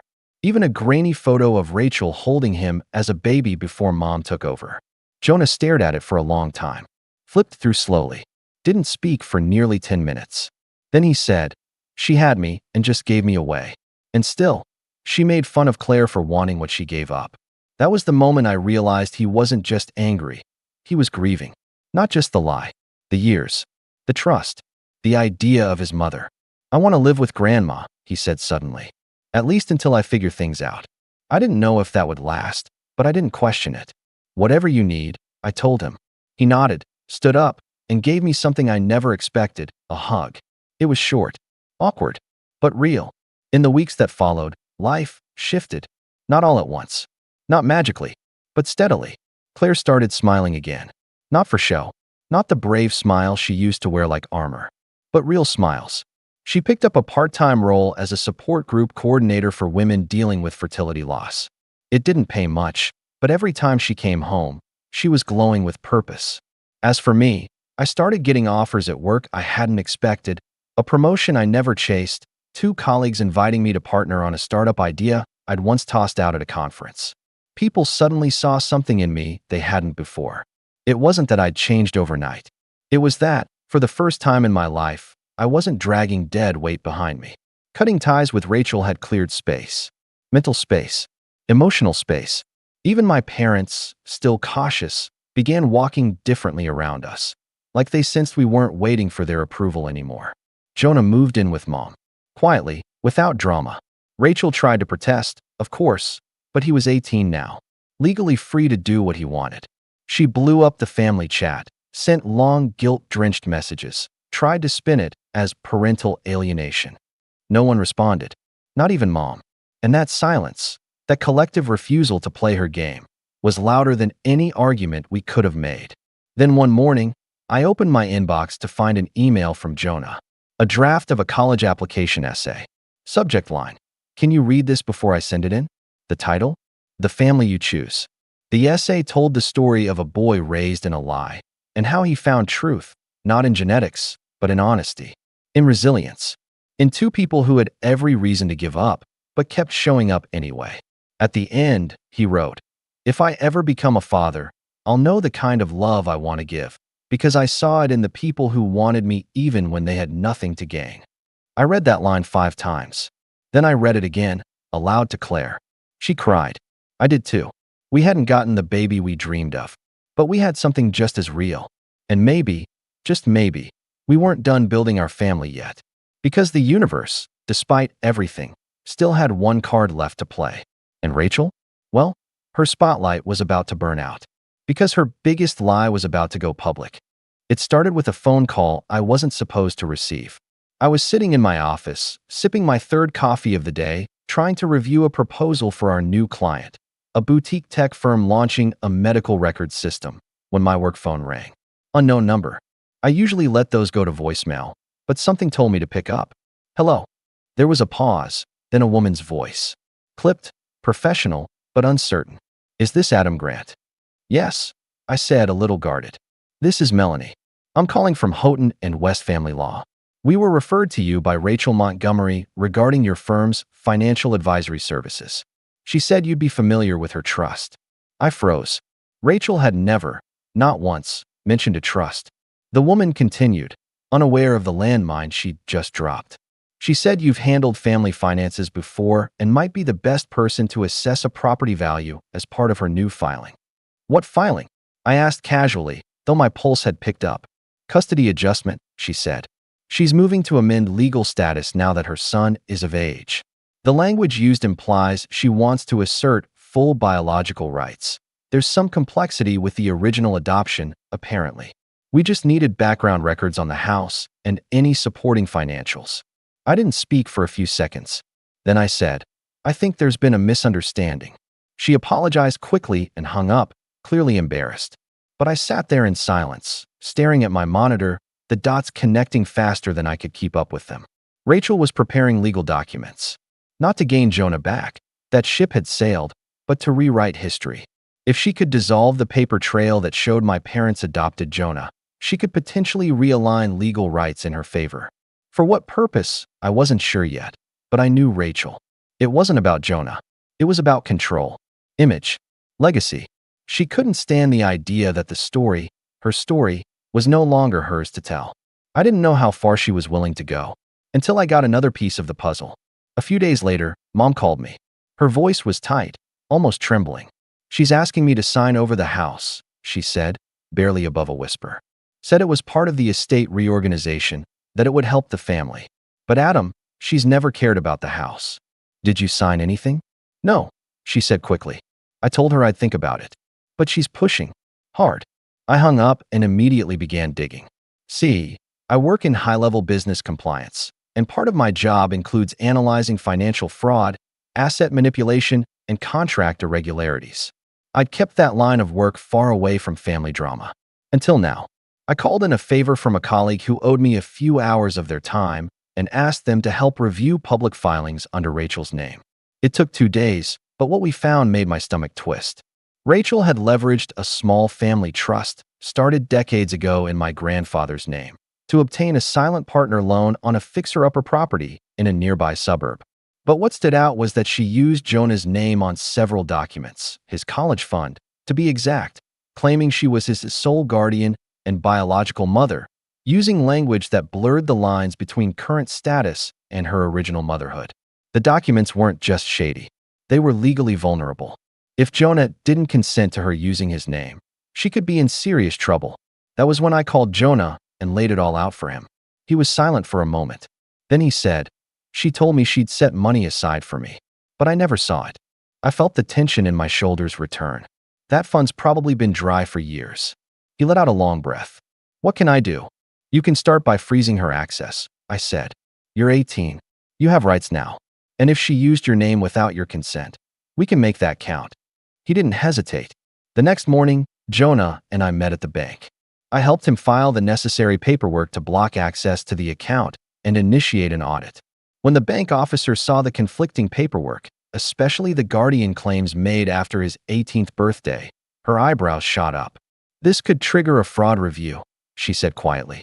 Depending on what we find, she might not just lose access. She might face criminal liability. Jonah didn't blink. Do it. That was when I realized something important. Rachel had spent years weaponizing other people's stories. Claire's pain, my parents' sacrifices, Jonah's identity. But she'd never bothered to build her own truth. Just image. Just surface. Now that image was starting to crack. And we had something she didn't. Documentation. Proof. The truth, in paper form. I began collecting everything. Receipts. Photos. Emails. I compiled a full file of Rachel's contradictions. The dates she told people she was Jonah's sister versus mother. The way she used his name for financial leverage while denying him basic rights. Even social media posts that contradicted the legal paperwork she'd filed. And while I did this, something strange began happening. People started coming to me. An aunt who said Rachel borrowed money she never paid back. An old family friend who admitted Rachel used Jonah as an excuse to get out of a lease.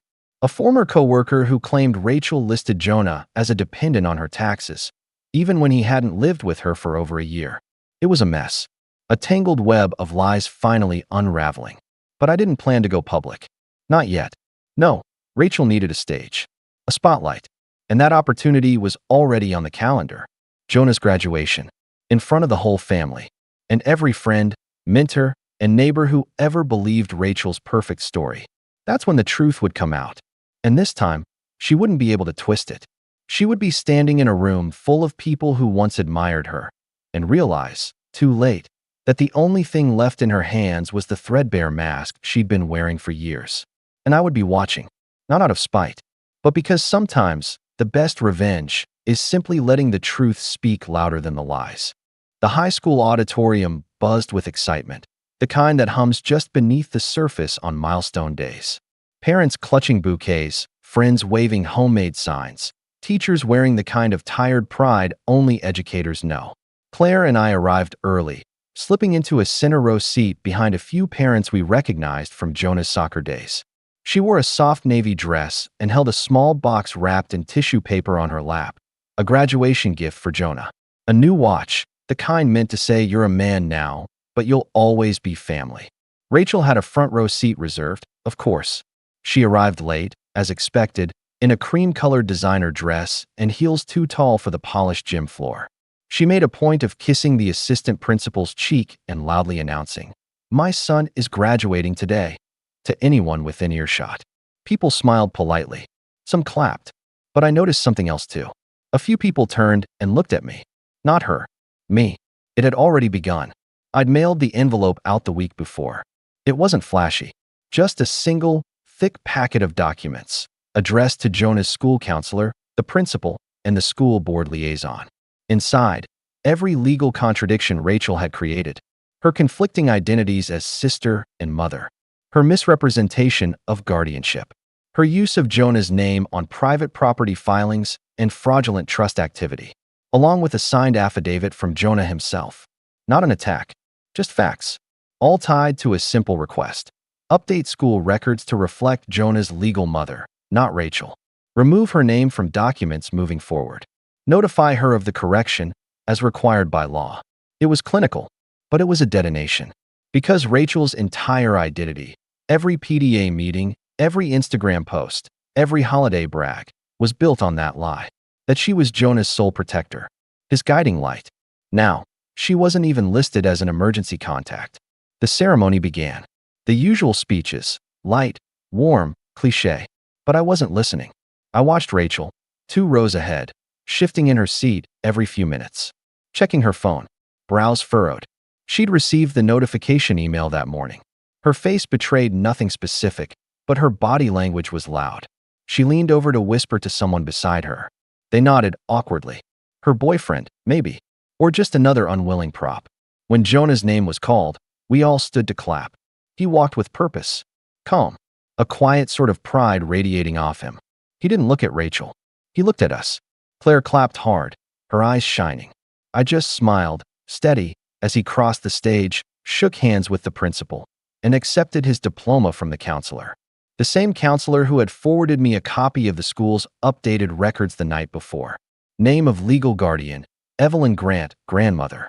Emergency contacts, Adam Grant and Claire Grant. Rachel Montgomery, no authorization on file. And it wasn't just symbolic. Because behind the scenes, Jonah had taken a step further. He'd submitted a formal complaint with the Financial Oversight Committee, flagging Rachel's unauthorized use of his name in the property filing. The bank had frozen the loan. The trust was under review. The silent partner she'd looped into the deal, a man I'd quietly spoken to through a mutual contact, had already backed out. She wasn't just being erased from Jonah's future. Her house of cards was caving in. After the ceremony, people flooded the lobby for photos and hugs and congratulations. Claire and I waited outside, giving Jonah space. We didn't want to crowd him. He emerged a few minutes later, diploma in hand, and walked straight toward us. No hesitation. He hugged Claire first, tight, firm, emotional. Then me. Thank you, he whispered. You did this, I said back. We just stood beside you. Then, as we stood there in the warm afternoon light, I saw Rachel pushing through the crowd. She was storming toward us. Face flushed, jaw tight, that same icy confidence I'd grown up resenting. Except now, it had cracks. The kind that don't heal. She reached us and stopped, eyes locked on Jonah. You knew, she said. He nodded. And you still let me sit there like a fool? No, he said, voice calm. You let yourself sit there like that. Her voice rose slightly. Do you have any idea what you've done? I corrected the story, he said. That's all. I didn't lie. You did. She turned to me then, nostrils flared. This is your fault. You never liked me. You've always waited for a moment to tear me down. Rachel, I said, stepping in front of Claire, this wasn't revenge. Not really. You did this to yourself. We just stopped pretending. I gave everything for him, she snapped. No, Jonah said, stepping forward. Grandma gave everything. You gave speeches. That one landed. She stood there, stunned, frozen in the street as students and families passed by, unaware of the quiet collapse happening just off to the side. She didn't say another word. She turned and walked away. No applause. No crowd. No spotlight. Just silence. Later that night, Jonah came over to our place for dinner. Claire lit candles. I grilled. It was simple, peaceful. After dessert, he looked up and said, You think people can start over? Claire smiled. I think people who want to already have. And as we sat there, under soft light and quiet laughter, I realized something. The best revenge hadn't been exposing Rachel. It had been freeing ourselves from her completely. And in doing that, we gave Jonah the space to find who he truly was. Not Rachel's son, not her pawn, but his own man. And that was something no lie could ever take away. But just when we thought it was over, something unexpected happened. Something that would shake the family again, one final twist. And this time, it wouldn't be Rachel who caused it. It came 3 weeks later, wrapped in a thick cream-colored envelope with a courthouse seal stamped across the front. It was addressed to both Jonah and my parents, but I received a copy too, as a courtesy from the lawyer Jonah had consulted during the trust investigation. Inside was a formal notice of investigation from the District Civil Financial Authority. Rachel was being officially charged with misappropriation of minor-held assets, falsification of custodial documents, and willful tax misreporting over a 5-year period. The audit had uncovered a series of creative bookkeeping entries where she diverted Jonah's college fund into a shell LLC, all while claiming on legal forms that she was his guardian. The fund had been drained slowly, over years, each transaction small enough to avoid initial scrutiny. Concert tickets, spa visits, consulting fees to herself. And now, she owed over $140,000, not including penalties. The consequences were swift. Her accounts were frozen. The silent partner in her real estate deal sued for breach of contract and restitution. She lost her job when the news made its way to the firm's compliance department. Apparently, even the suggestion of financial fraud, especially involving a dependent, was enough to get her walked out with a cardboard box. My parents were stunned. Even my mom, who had quietly held out hope that Rachel would come around, stopped making excuses. She cried the night she found out. Not for Rachel, for the years lost. The effort poured into someone who only took. And Rachel? She called once. Blocked numbers. Left voicemails. Rambling messages about how she was being set up, how the system was punishing her for being a woman who made hard choices, and how you'll all regret this when I'm gone. She was unraveling, but not the theatrical kind of unraveling she used to perform to win sympathy. This was real, lonely, quiet, humbling. When she finally showed up in person, it was at my parents' house. Claire and I weren't there, but Mom told us later. Rachel stood outside the front door for 20 minutes, knocking, then eventually shouting for someone to open up. Mom didn't move. Dad never even got up from the couch. Eventually, Rachel left, and she never came back. Jonah stayed with us for a while after that, just until things settled. We set up the guest room with posters and a new desk, stocked the fridge with his favorite snacks, and let him come and go as he pleased. He started college that fall, not far from home, and even joined a mentorship group for students from non-traditional families. One night, as we were clearing dishes, he turned to Claire and said, "You know, if I ever get married, I think I want you to be the one who walks me down the aisle." Claire didn't say anything. She just hugged him. As for me, I stood in the doorway watching them. The woman who was told she'd never understand family, and the boy who was lied to about his, sharing a moment so real and so quiet, it made everything else fade. Rachel had spent her life trying to prove she had it all. And in the end, she lost the only people who ever truly loved her. Because family isn't defined by biology or image or blood. It's defined by who stays. And we did, every step of the way.